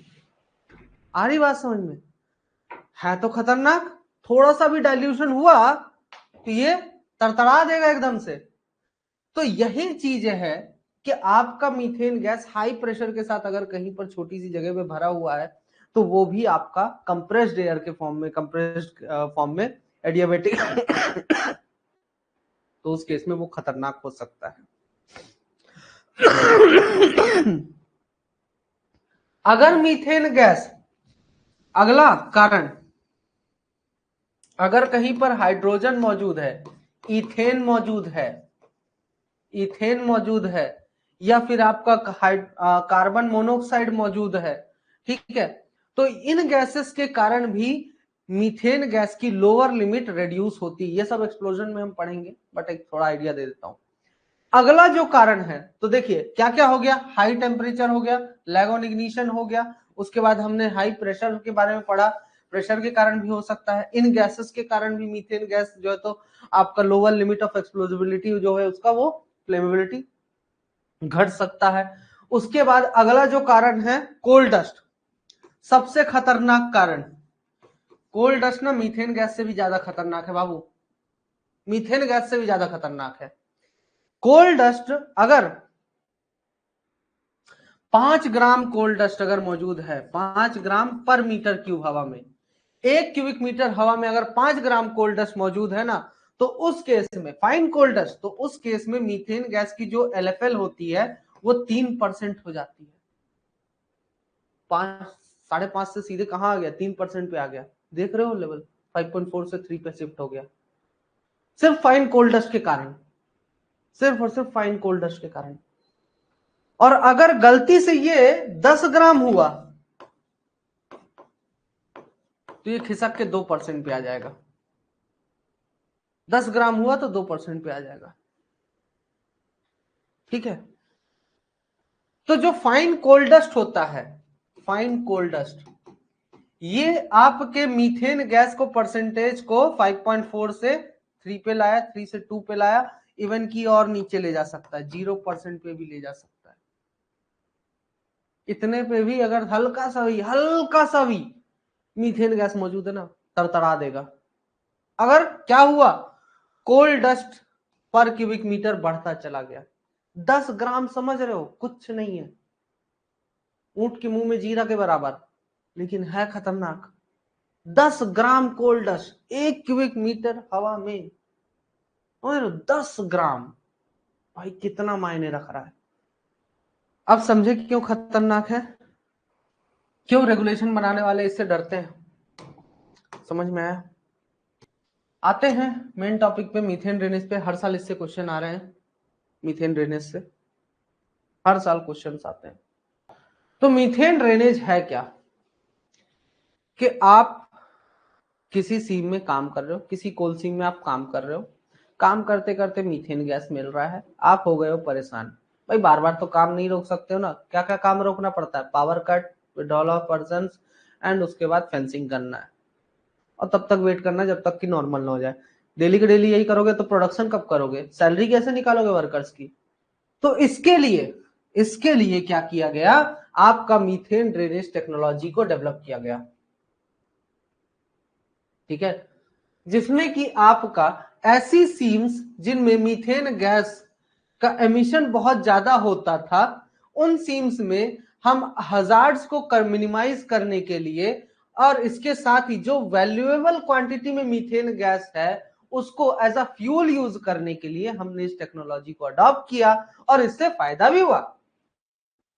क्योंकि मीथेन गैस एक रिच सोर्स ऑफ फ्यूल है। भाई अगर मैं 1 केजी गन पाउडर फोड़ता हूं तो उसमें से 580 किलो कैलोरीज एनर्जी रिलीज होती है। एक केजी नाइट्रोग्लिसरीन में 1500 किलो कैलोरीज। लेकिन अगर 1 kg मीथेन निकाल दूं ना, फोड़ दूं, उसमें निकलेगा 13,600 किलो कैलोरीज एनर्जी निकलेगी तरतरा के एकदम से। और इसीलिए बहुत सी कंट्रीज ने क्या किया, मीथेन ड्रेनेज सिस्टम को सक्सेसफुली अडॉप्ट किया और इंडिया में भी इसे अडॉप्ट करने की कोशिश चल रही है। और बाकायदा मीथेन गैस का इस्तेमाल हाउस होल्ड और इंडस्ट्रियल पर्पसेस के लिए यूज किया जा सकता है। ठीक है, अब मीथेन ड्रेनेज कब कर सकते हैं, तो मीथेन ड्रेनेज अगर 20 से 25 cubic metre per ton methane gas का एमिशन हो रहा है तो उस केस में आपको मीथेन ड्रेनेज करने में फायदा है, पक्का फायदा है, जरूर करना पड़ेगा। ठीक है, पहली बार मीथेन ड्रेनेज जो सिस्टम था वो आपका कहां पर ट्राई किया गया था, रूर कोलफील्ड्स में, जर्मनी में ट्राई किया गया था सन 1943 में। ठीक है, उसके बाद आपका बहुत सारी कंट्रीज के द्वारा इसको अडॉप्ट किया जाने लगा और इंडिया में भी इसको एक्सपेरिमेंट किया गया था अमलाबाद कॉलरी में। ठीक है, और भी बहुत सारी गैसी माइंस थी जहां पे गैसी सीम्स थी जहां पे इसकी कोशिश की गई मीथेन ड्रेनेज की। अब इंडिया में लार्ज स्केल में इसलिए मीथेन ड्रेनेज नहीं किया जा रहा है क्योंकि भाई ज्यादा डीप माइंस नहीं है हमारे पास, ना ही उतनी ज्यादा गैसी सीम्स है, इसलिए इंडिया में उसका इस्तेमाल नहीं किया जा रहा। बट फिर भी अब coal bed methane technology adopt किया जा रहा है जिससे कि आप मीथेन गैस निकाल सकते हैं। ठीक है, तो आपका डीगैसिफिकेशन दो तरीके से होता है। ठीक है, मीथेन ड्रेनेज दो तरीके से कर सकते हैं, या तो आप जिस सीम में काम कर रहे हैं उसी में मीथेन ड्रेनेज कर लें, या कि फिर आप जिस सीम में काम कर रहे हैं उसके ऊपर वाली सीम में मीथेन ड्रेनेज करें या तो उसके नीचे वाली सीम में मीथेन ड्रेनेज करें। डायग्राम की मदद से समझाऊंगा ना, टेंशन क्यों लेते हो। ठीक है, बगल वाली सीम में भी मीथेन ड्रेनेज कर सकते हैं। तो मेन काम ये करता है मीथेन ड्रेनेज में, आपको एक या उससे अधिक बोरहोल्स ड्रिल करने हैं स्ट्राटा में। मीथेन ड्रेनेज करते कैसे हैं, ये मेरा स्ट्राटा, इसमें बोरहोल ड्रिल किया, जो भी मीथेन होगा इस होल से बाहर आ जाएगा। नहीं समझ में आया, फिर समझो। अच्छा, नहीं तो ठीक है, जैसे 5 ग्राम 1 क्यूबिक मीटर हवा में मौजूद है, 5 ग्राम 1 क्यूबिक मीटर हवा में अगर मौजूद है, क्या, fine coal dust. Fine coal dust क्या होता है, कोयला क्या है यार, जलेगा, आग पकड़ता है ना कोयला। अब एक कोयले को जब आग लगाते हो तो उसको आग पकड़ने में टाइम लगता है, लेकिन उसके साइज को अगर मैं छोटा कर दूं और फिर जलाऊं, जलेगा बहुत तेजी के साथ। तो ये अब छोटा सा जो फाइन कोल डस्ट है, ये अब क्या कर रहा है, ये पूरे में एक एक पार्टिकल ऐसे मौजूद है। ठीक है, ऐसे मौजूद है पूरे में 1 क्यूबिक मीटर जगह में। तो जब ये मौजूद है तो जाहिर सी बात है ये क्या कर रहा है, इग्निशन टेम्परेचर को घटा रहा है। मतलब थोड़ा सा फ्लेम मिला, आप बिना फ्लेम के तो आप इमेजिन ही मत करो ना, इमेजिन करना तो फ्लेम भी इमेजिन करो साथ में। फ्लेम आया, थोड़ा सा भी फ्लेम मिला, चिंगारी उठी, तो ये जो आपका छोटा सा कोल डस्ट है ये क्या करेगा, ये आपका इग्नाइट हो जाएगा, और ये इग्नाइट हुआ तो दूसरे को इस तरीके से आग पकड़ेगा। तो ये पूरा पूरा कोल डस्ट जैसे ही आग पकड़ेगा उसके कारण क्या होगा, मीथेन गैस इग्नाइट हो जाएगा, हाई टेम्परेचर रिलीज करेगा। ये जितना टेम्परेचर उस फ्लेम का नहीं था उससे ज्यादा टेम्परेचर ये रिलीज कर देगा। तो कहीं ना कहीं कोल डस्ट के कारण इसलिए एक्सप्लोजन हो जाता है। कोल डस्ट है क्या, माइंस में पैदल चल रहे हो, जिस चीज के ऊपर चल रहे हो ना वो कोल डस्ट है। इसीलिए बोलता है रेगुलेशन, लगातार सफाई करते रहो कोल डस्ट की, लगातार गैलरीज में, साइड्स में। ऑक्सीजन का लोवेस्ट पॉइंट ये है ना,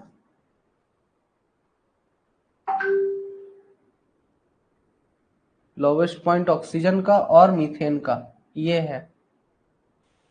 अच्छा, आप इस पॉइंट को लेके चल रहे हो कि इस पॉइंट पे भी आपका ऑक्सीजन जो है तो इससे नीचे आया तो आपका जो है तो फ्लेमेबल मिक्सचर नहीं बना पाएगा। हाँ होगा, इस पॉइंट पे भी, इस पॉइंट पे भी आपका जो है तो एक्सप्लोजन होगा। ये 5.4 के आसपास है। ठीक है, इस पॉइंट पे भी आपका एक्सप्लोजन होगा। नहीं यार, उस केस में आपको ऑक्सीजन का परसेंटेज बढ़ाना पड़ेगा। देखो, मीथेन गैस आप कितना बोल रहे हो, आप बोल रहे हो 6% है, ठीक है, मीथेन गैस तो अपने एक्सप्लोसिव मिक्सचर में आ गया, इस पॉइंट पे आ गया, ठीक है। लेकिन ऑक्सीजन जो है तो कहां पर है अभी? ऑक्सीजन आप कहीं पर क्या बोल रहे हो, कितना? 11% ऑक्सीजन है, ठीक है। ऑक्सीजन अभी भी कितना है ऊपर? यहाँ पे कहीं है, ठीक है, यहाँ पे कहीं ऑक्सीजन है। तो ये आपका एक्सप्लोसिव रेंज में नहीं आ पा रहा है, किसके? आपके मीथेन गैस के, सॉरी, हाँ हाँ, इस केस में एक्सप्लोजन होगा, इस केस में एक्सप्लोजन होगा, क्योंकि यहाँ पे कहीं ये पॉइंट आता है तो एक्सप्लोजन होगा, सॉरी। अगर 11% ऑक्सीजन है और मीथेन गैस अगर आपका 6% है तो उस केस में एक्सप्लोजन होगा। इस रेंज के बीच में आना चाहिए बस। अब आप बोलोगे सर ऑक्सीजन अभी आप बोले कि इससे कम हुआ तो एक्सप्लोजन नहीं होगा। अरे तो यार ये भी तो देखो कि आपका मीथेन गैस कितना है उस केस में, ये भी तो चेकआउट करो मीथेन गैस कितना है। जस्ट सपोज दैट, चलो एक एग्जांपल लेते हैं और मान लो जस्ट सपोज ऑक्सीजन है मेरा 13%, ठीक है, ऑक्सीजन है 13% और मीथेन गैस है, मीथेन गैस है मेरी यहाँ पे, ये आपका ऑक्सीजन हो गया, मीथेन गैस जो है यहाँ पर CH4,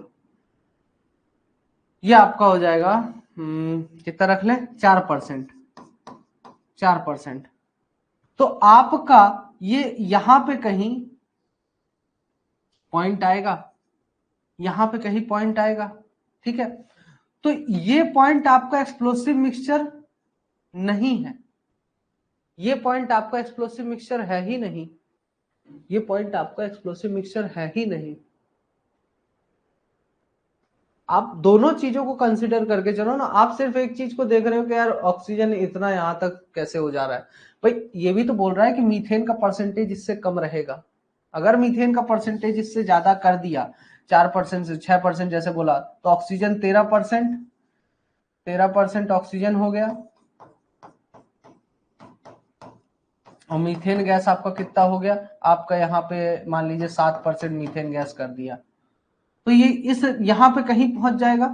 तो क्यों नहीं ब्लास्ट होगा, ये एक्सप्लोसिव लिमिट के अंदर आएगा। दोनों चीज को कंसिडर करके चलिए ना, एक ही चीज को क्यों कंसिडर कर रहे हैं आप? बाकी ये लोअर लिमिट में ना ऑक्सीजन का, मुझे मैं आपको एग्जैक्ट बताता हूँ, मुझे लोअर लिमिट ऑक्सीजन का नहीं पता है, वो मैं एक बार पता करके कल आपको कंफर्म बता सकता हूँ कि आखिर कितना परसेंट कम से कम ऑक्सीजन होना चाहिए। ये चीज मैं आपको देख के बता दूंगा, ठीक है। मुझे कंफर्म नहीं है वो चीज। चलिए अब आए मीथेन ड्रेनेज पे।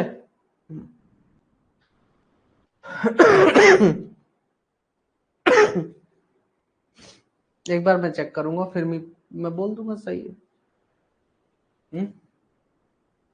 चलो आगे देखते हैं। तो मीथेन ड्रेनेज आपका यहाँ पर क्या हो रहा है, मीथेन गैस का ड्रेनेज करना है, ठीक है। अब मीथेन गैस के ड्रेनेज करने के बहुत सारे तरीके होते हैं, है ना। जैसे कि आप किसी सीन में आगे बढ़ रहे हैं तो उसके पहले आप क्या कर दें, आप बोरहोल ड्रिल करके पूरा का पूरा मीथेन गैस वहां से निकाल लें, ठीक है। बोरहोल ड्रिल करके समझ रहे हैं भाई, जमीन के अंदर बोरिंग करके पानी निकाल लेते हो, तेल निकाल लेते हो, सेम वही फंडा यहाँ पर भी है। बस यहाँ पर क्या यूज होता है, परफोरेटेड केसिंग का इस्तेमाल होता है। किसका इस्तेमाल होता है? परफोरेटेड, परफोरेटेड, परफो अरे यार, परफोरेटेड केसिंग यूज होती है। परफोरेटेड केसिंग क्या है? परफोरेटेड केसिंग क्या होता है? परफोरेटेड केसिंग का मतलब होता है कि आपका आपका जो है तो जो केसिंग है इस प्रकार की है कि उसमें बहुत सारे छेद हैं, ठीक है। एक केसिंग है, एक पाइप है जिसमें ढेर सारे छेद होते हैं, उसको हम बोलते हैं परफोरेटेड केसिंग। अब उसी केसिंग को अगर आप कहाँ डाल देंगे, आपने जो बोरहोल ड्रिल किया है उसमें डाल देंगे, तो क्या होगा, पूरी की पूरी मीथेन गैस निकल आएगी। चलिए इसके लिए मैं आपको एक डायग्राम की मदद से समझाने की कोशिश करता हूं। जस्ट सपोज दैट ये मेरी गैलरी, यहां बाबू भैया काम कर रहा है, ठीक है। अब यहां पर मीथेन गैस इस पूरी कोल सीम में, जिस कोल सीम में ये काम कर रहा है ना, ये इस कोल सीम में ये काम कर रहा है ये बाबू भैया। अब इसको दिक्कत ये है कि भाई इसमें जैसे जैसे आगे बढ़ रहा है मीथेन गैस लगातार स्ट्राटा से निकल रहा है, निकल रहा है, निकल रहा है, बहुत ज्यादा क्वांटिटी। तो इसने क्या किया, इसने यहां से एक बोरहोल ड्रिल किया, ठीक है, इस टाइप से बोरहोल ड्रिल किया, और इस बोरहोल में डाल दिया पाइप कि धंसने ना पाए, कोलैप्स ना हो बोरहोल, ठीक है। पतला सा बोरहोल ड्रिल कर दिया अपना। अब क्या होगा कि अगर मान लीजिए यहां कहीं मीथेन गैस मौजूद है, मीथेन गैस किस फॉर्म में होगा, हाई प्रेशर के फॉर्म में, कॉमन सेंस, हाई प्रेशर के फॉर्म में। और जाहिर सी बात है इस एरिया में कैसी जगह है, ये पाइप जो है ये तो लो प्रेशर जोन है इसके मुकाबले, इसके कंपैरिजन में। तो पूरी की पूरी मीथेन गैस भाग के कहां जाएगी, इसी परफोरेटेड पाइप में जाएगी।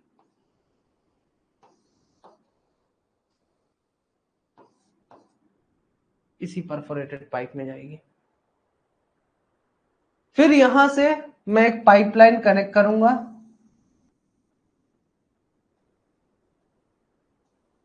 और इसको सरफेस पर माइंस के बाहर भेज दूंगा। यही है मीथेन ड्रेनेज, इसी को बोलते हैं मीथेन ड्रेनेज, मीथेन गैस को निकालना। अब ये तो जिस सीम में काम कर रहा था मैंने उसी सीम में से निकाला। मैंने दो तरीके बताए, या तो जिस सीम में काम कर रहे हो वहां से मीथेन ड्रेनेज करोगे, या तो जिस सीम में काम कर रहे हो उसकी ऊपर वाली सीम या नीचे वाली सीम में मीथेन ड्रेनेज करना है। अब कैसे करना है इसके अलग अलग तरीके हैं। तो सबसे पहला तरीका है मीथेन ड्रेनेज के तरीके, मेथड्स ऑफ मीथेन ड्रेनेज, ठीक है।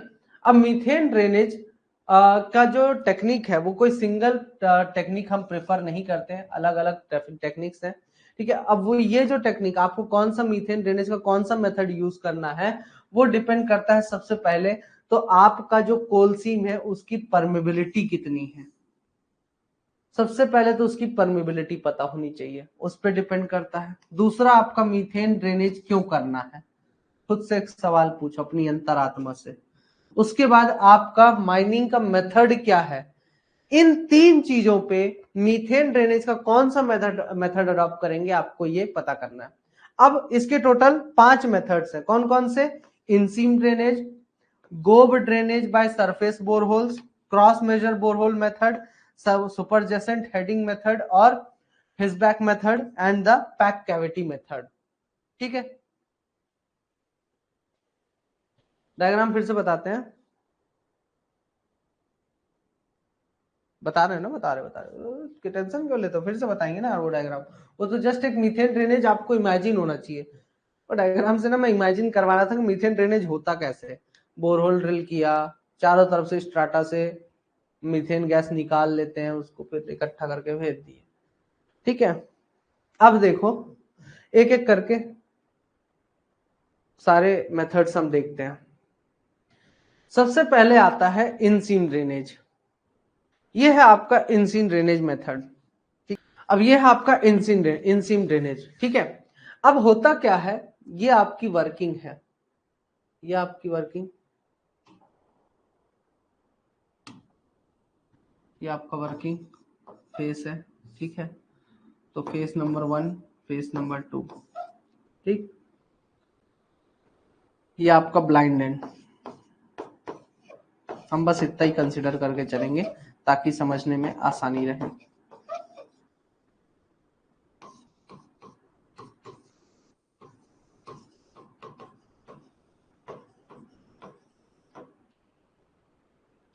समझने में आसानी रहेगी, ठीक है। अब इनसीम ड्रेनेज में क्या है कि आपका जब भी आप इनसीम ड्रेनेज करोगे, जब भी आप इनसीम ड्रेनेज करोगे, तो मैं अच्छा दिख रहा हूं, ज्यादा काला तो नहीं कर दिया तुम लोग। हाँ अब देखिए होता क्या है इनसीम ड्रेनेज में, कि आपकी वर्किंग में लगातार मीथेन गैस, जैसे जैसे वर्किंग आगे बढ़ रही है ना, मीथेन गैस आ रही है चारों तरफ से, है ना। आपकी जैसे जैसे वर्किंग बढ़ रही है वैसे वैसे मीथेन गैस आपका चारों तरफ से आ रहा है। ये बात समझ में आ रही है आपको, ठीक है। स्ट्राटा से, कहां से आता है मीथेन गैस? स्ट्राटा से आता है। किधर साइड? जो मेरा वर्किंग फेस है उसमें चारों तरफ से और भी मीथेन गैस होगी कोल सीम में, ये पूरी कोल सीम है और मीथेन गैस होगी, चारों तरफ से मीथेन गैस बहते हुए आ रही है। अब मुझे क्या करना है? मुझे इसी का तो मीथेन ड्रेनेज करना है, इसी सीम में से क्या निकालना, मीथेन गैस निकाल लूंगा तो मुझे बार बार काम बंद करना नहीं पड़ेगा। भाई बार बार मीथेन गैस आ रही है, काम रोक दो, मीथेन गैस आई, काम रोक दो। तो मुझे इसी चीज को अवॉइड करना है और इस चीज को अवॉइड करने के लिए मैंने क्या किया, मीथेन ड्रेनेज किया। मीथेन ड्रेनेज के लिए मैंने क्या किया, इस प्रकार से दो ठो बोरहोल ड्रिल किए, इनमें परफोरेटेड पाइप्स डाल दी। अब परफोरेटेड पाइप डालने का मेन मकसद क्या होता है, छेद वाले पाइप्स डालने का मेन मकसद क्या होता है कि आपका, मान लो मैंने यहां तक पाइप बना दिया, ठीक है, यहां तक मैंने ड्रिलिंग किया और इसमें एक पाइप डाल दी। अब इस पाइप में नॉर्मल सी पाइप डाल दी तो मीथेन गैस अगर यहां जाना चाहेगी नहीं जा पाएगी,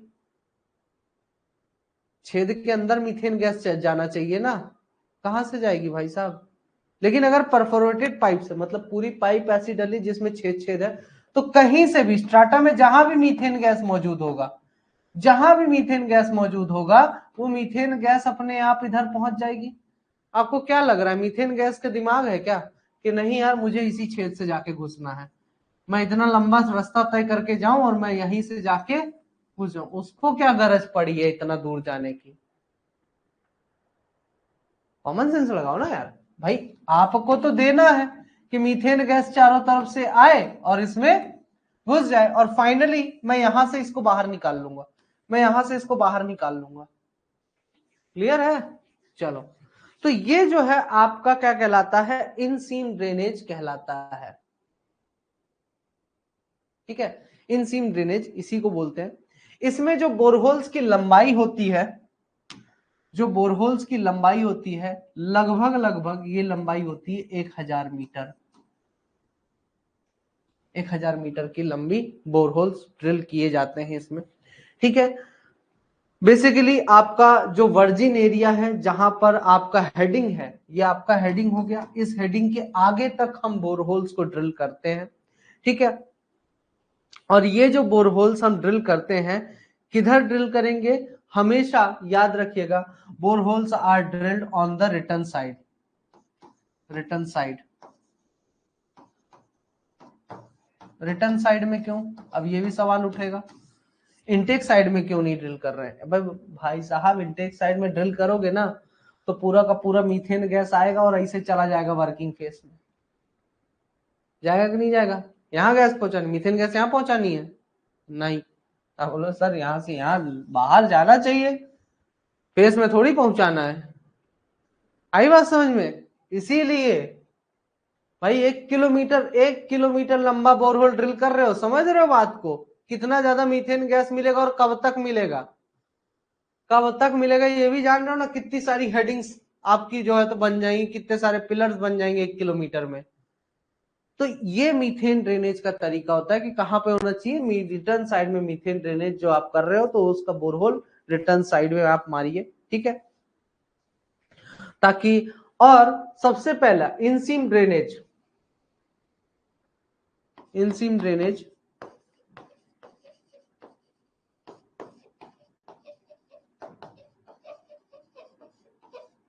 method depends on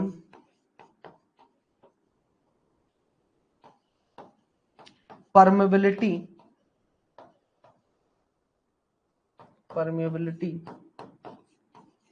of coal seam। In seam drainage method जो आप अप्लाई कर रहे हो वो किस चीज पर डिपेंड करता है, जो आपकी कोल सीम की परमेबिलिटी होगी उसी पे इनसीम ड्रेनेज मेथड जो है तो यूज कर सकते हैं। मतलब परमेबिलिटी जितनी ज्यादा, इनसीम मीथेन ड्रेनेज उतना इफेक्टिवली आपका वर्क करेगा। परमेबिलिटी क्या है? परमेबिलिटी क्या होता है आपका? परमेबिलिटी का मतलब होता है कि आपका मीथेन गैस, जैसे कि मैंने कहा कि हाई प्रेशर के साथ है, इधर बह के जा रहा है, लेकिन कैसे जा रहा है भाई साहब? पत्थर है, पत्थर को आर पार थोड़ी जा सकता, भूत थोड़ी है, मीथेन गैस है ना? तो वो कैसे जा रहा है कि आपका पत्थर इस प्रकार का है कि उसके आर पार चीजें फ्लो कर सकती है, पोर्स वोर्स कुछ भी ले लो, चीजें इजिली उसके आर पार अगर फ्लो कर सकती हैं, पानी हो गया, गैस हो गई, तो वही उसकी परमेबिलिटी कहलाती है। जितना ज्यादा इजिली फ्लो करेगा पत्थर के अंदर से पानी, हम बोलेंगे उतना ज्यादा परमेबल है। जितना ज्यादा कठिन होगा उसके लिए फ्लो करने के लिए, हम बोलेंगे उतना कम परमेबल है। ठीक है, तो परमेबिलिटी क्या है कि कितना इजिली उसमें से मीथेन गैस फ्लो कर सकता है। ठीक है, तो ये आपका परमेबिलिटी कहलाता है।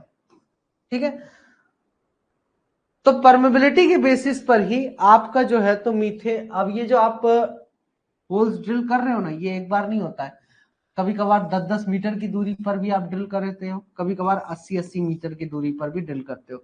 तो ये जो आपका डिपेंड है कि भाई कितने कितने इंटरवल्स पर मुझे एडवांस बोरहोल ड्रिल करने हैं, मीथेन ड्रेनेज वाले, इनसीम ड्रेनेज वाले बोरहोल ड्रिल करने हैं, ये डिपेंड करता है 10 मीटर का होगा कि 80 मीटर का होगा, ये डिपेंड करता है कोल सीम की परमेबिलिटी पर।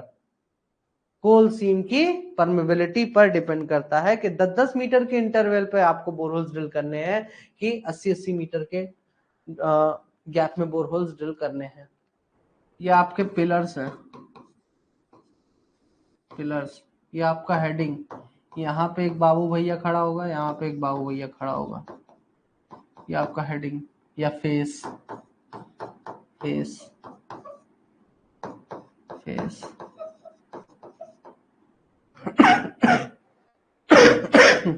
ये पिलर, ये पिलर। ठीक है, चलो आगे बढ़ते हैं।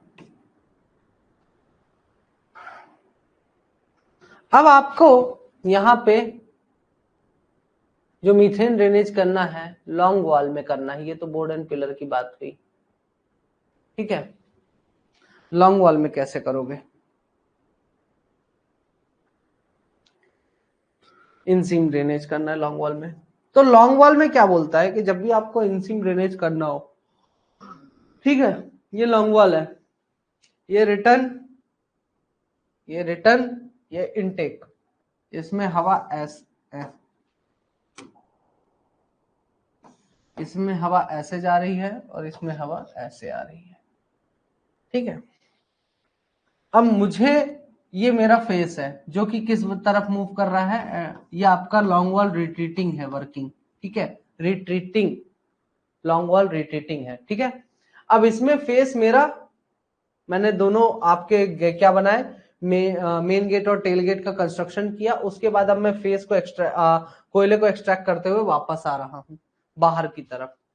अब जब वापस आ रहा हूं तो रास्ते में क्या मिलेंगे, ढेर सारा मीथेन गैस मिलेगा। अब इस कोयले का, ये इतना बड़ा कोयले का ब्लॉक है, ये जो देख पा रहे हो ना, ये आपका कोयले का ब्लॉक है पूरा का पूरा।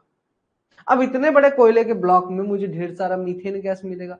इसको अवॉइड करने के लिए मैं क्या करूंगा, इसमें भी इनसीम ड्रेनेज करूंगा, लेकिन कैसे करूंगा, मैं यहां पर इस प्रकार से होल्स ड्रिल कर दूंगा, कोल सीम में इस प्रकार से होल ड्रिल कर दूंगा। ठीक है, और ये जो होल ड्रिल मैं करूंगा, ठीक है, तो जैसे ये होल नंबर 1 है, नंबर 2, नंबर 3, ठीक है, नंबर 1, नंबर 2, नंबर 3। तो जिस दिन भी मैंने ये बोरहोल ड्रिल किया है, नंबर 1 बोरहोल जिस दिन भी मैंने ड्रिल किया है, उस दिन से लेके अगले 6 महीने से लेके 1 साल तक, ध्यान से सुन लो, अगले 6 महीने से लेके 1 साल तक मैं यहां से कोयला नहीं निकालूंगा। ठीक है, तो कुल मिला के ये होना चाहिए कि जैसी आपकी वर्किंग आगे बढ़ी, मेन गेट और टेल गेट आपने बनाया, तो आपने क्या किया, सबसे पहला यहां पहुंचे, यहां पे एक इनसिम बोरहोल ड्रेनेज में मतलब बोरहोल ड्रिल कर दिए, फिर यहाँ पहुंचे, यहाँ ड्रिल कर दिए, फिर यहाँ पहुंचे, फिर यहाँ ड्रिल कर दिए। ठीक है, इस तरीके से ड्रिल करते चले गए और आप जो है तो अपना मेन गेट टेल गेट भी बनाते हुए चले गए। फाइनली क्या हुआ, जब मैं एक्सट्रैक्शन करते हुए फेस वापस आ रहा हूं तो 6 महीने से लेके साल भर का समय ऑलरेडी बीत चुका है। धीरे धीरे जितना भी मीथेन गैस होगा वो ऑलरेडी यहाँ पे जाके यहाँ से रिटर्न एयरवे से बाहर निकल चुका होगा। ठीक है, तो इस तरीके से मैं काम कर सकता हूँ। इनके बीच का ये जो गैप है कितना होना चाहिए, 10 से लेके 80 मीटर तक का गैप हो सकता है। अरे रे, मिल गई टेलगेट क्या है वो, जब लॉन्ग वॉल माइनिंग करते हैं ना तो उसमें आपका जो इनटेक होता है उसको मेन गेट बोलते हैं और टेल गेट जो रिटर्न आप बनाते हैं। ठीक है, यही चीज, ये रास्ता ट्रेवलिंग रोडवे ये जो देख पा रहे हैं ये, ठीक है, ये जो रास्ता एकदम एंड तक चले गए उस रास्ते को बोलते हैं मेन गेट और टेल गेट। ठीक है, तो इसको जैसे इनटेक है तो मेन गेट बोल दिया। ठीक है, ये आपका रिटर्न है तो इसको टेल गेट बोल दिया। थोड़ा तो टाइम लगता ही है, बता रहा हूँ बोरहोल का डाया जहाँ पे आएगा ना वहां पे मैं बताऊंगा उसके बोरहोल के डाया के बारे में भी, तो उसका टेंशन मत लीजिए आप। ठीक है चलो ठीक है यार, अब गला भी दर्द देने लगा है। ठीक है, बाकी कल देखते हैं, कोई दिक्कत तो नहीं। चलो अब तुम लोगों के जो डाउट्स हैं वो सॉल्व कर देते हैं। डाया वगैरह बोरहोल का जो भी है तो वो मैं आपको अगले लेक्चर में बताऊंगा ही, है ना। जैसे जैसे आगे बढ़ेंगे ना तो डाया वगैरह भी देखते चलेंगे, इनसिम ड्रेनेज वगैरह। और सर इंक्यूबेशन पीरियड से कम होगा या उसके एग्जैक्ट हो सकता, इंक्यूबेशन पीरियड हर वो अलग चीज है, उसको इससे कंपेयर मत करो। वो तो कार्बन मोनोऑक्साइड गैस के लिए था, स्पॉन्टेनियस हीटिंग के लिए था, मीथेन गैस से कोई लेना देना नहीं है। ठीक है, हॉरिजॉन्टल होता है, ये हॉरिजॉन्टल होता है अंशुमान, ये देख रहे हैं, ये एकदम हॉरिजॉन्टल जा रहा है, हॉरिजॉन्टल जा रहा है, हॉरिजॉन्टली इमेजिन करिए। ठीक है ना, मैं देख लूंगा एक बार। वो बोर्ड एंड पिलर वाला ही था, वो जो पिछला मैंने इंसिम ड्रेनेज बताया ना वो बोर्ड एंड पिलर का था, ये वाला, ये बोर्ड एंड पिलर का है। मैं शुरू से मीथेन ड्रेनेज वाला जिसको भी नहीं समझ में आ रहा है ना वो मैं शुरू से नेक्स्ट लेक्चर में बता दूंगा, उसके लिए आप टेंशन मत लीजिए। ठीक है, कोशिश करना व्हाट्सएप ही करो, है ना।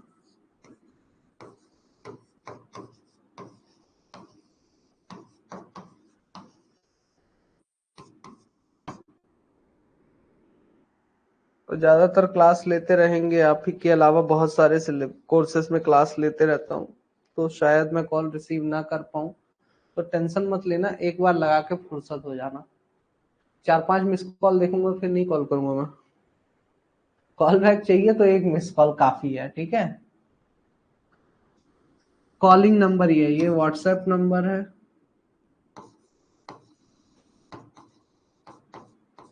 ठीक है, ये चैटिंग नंबर है और ये है कॉलिंग नंबर।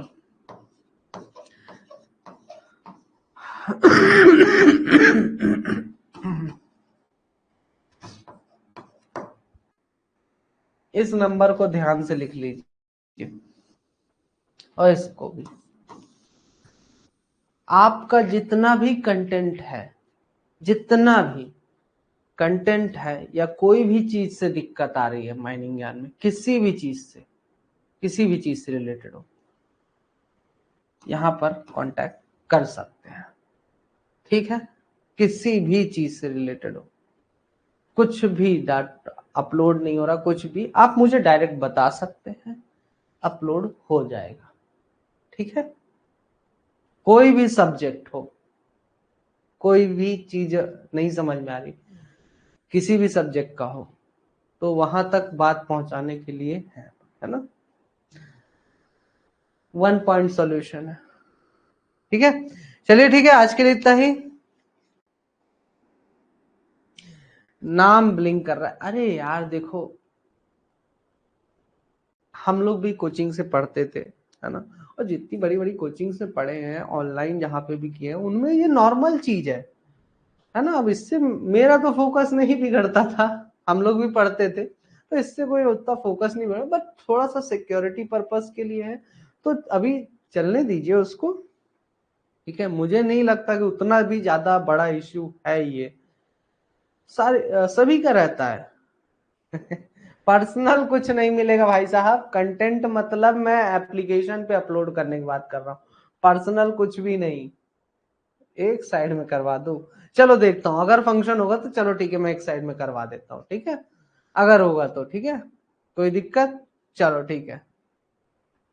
अभी तक जो पढ़ाया है इसके क्वेश्चंस वगैरह मैं अपलोड कर दे रहा हूँ बना के, ठीक है। शॉर्ट नोट्स वगैरह देखता हूँ, तो उसमें शॉर्ट नोट्स में टाइम लगेगा, बाकी अभी मैं पूरा का पूरा अपलोड कर दे रहा हूँ, ठीक है। चलिए ठीक है, आज के लिए इतना ही, शेष अगले लेक्चर में। तब तक के लिए all the best and thank you so much, good night everyone. To watch the complete video, download the Mining Gyan app from the Play Store. Enjoy a seamless learning experience without interruptions and subscribe to our YouTube channel.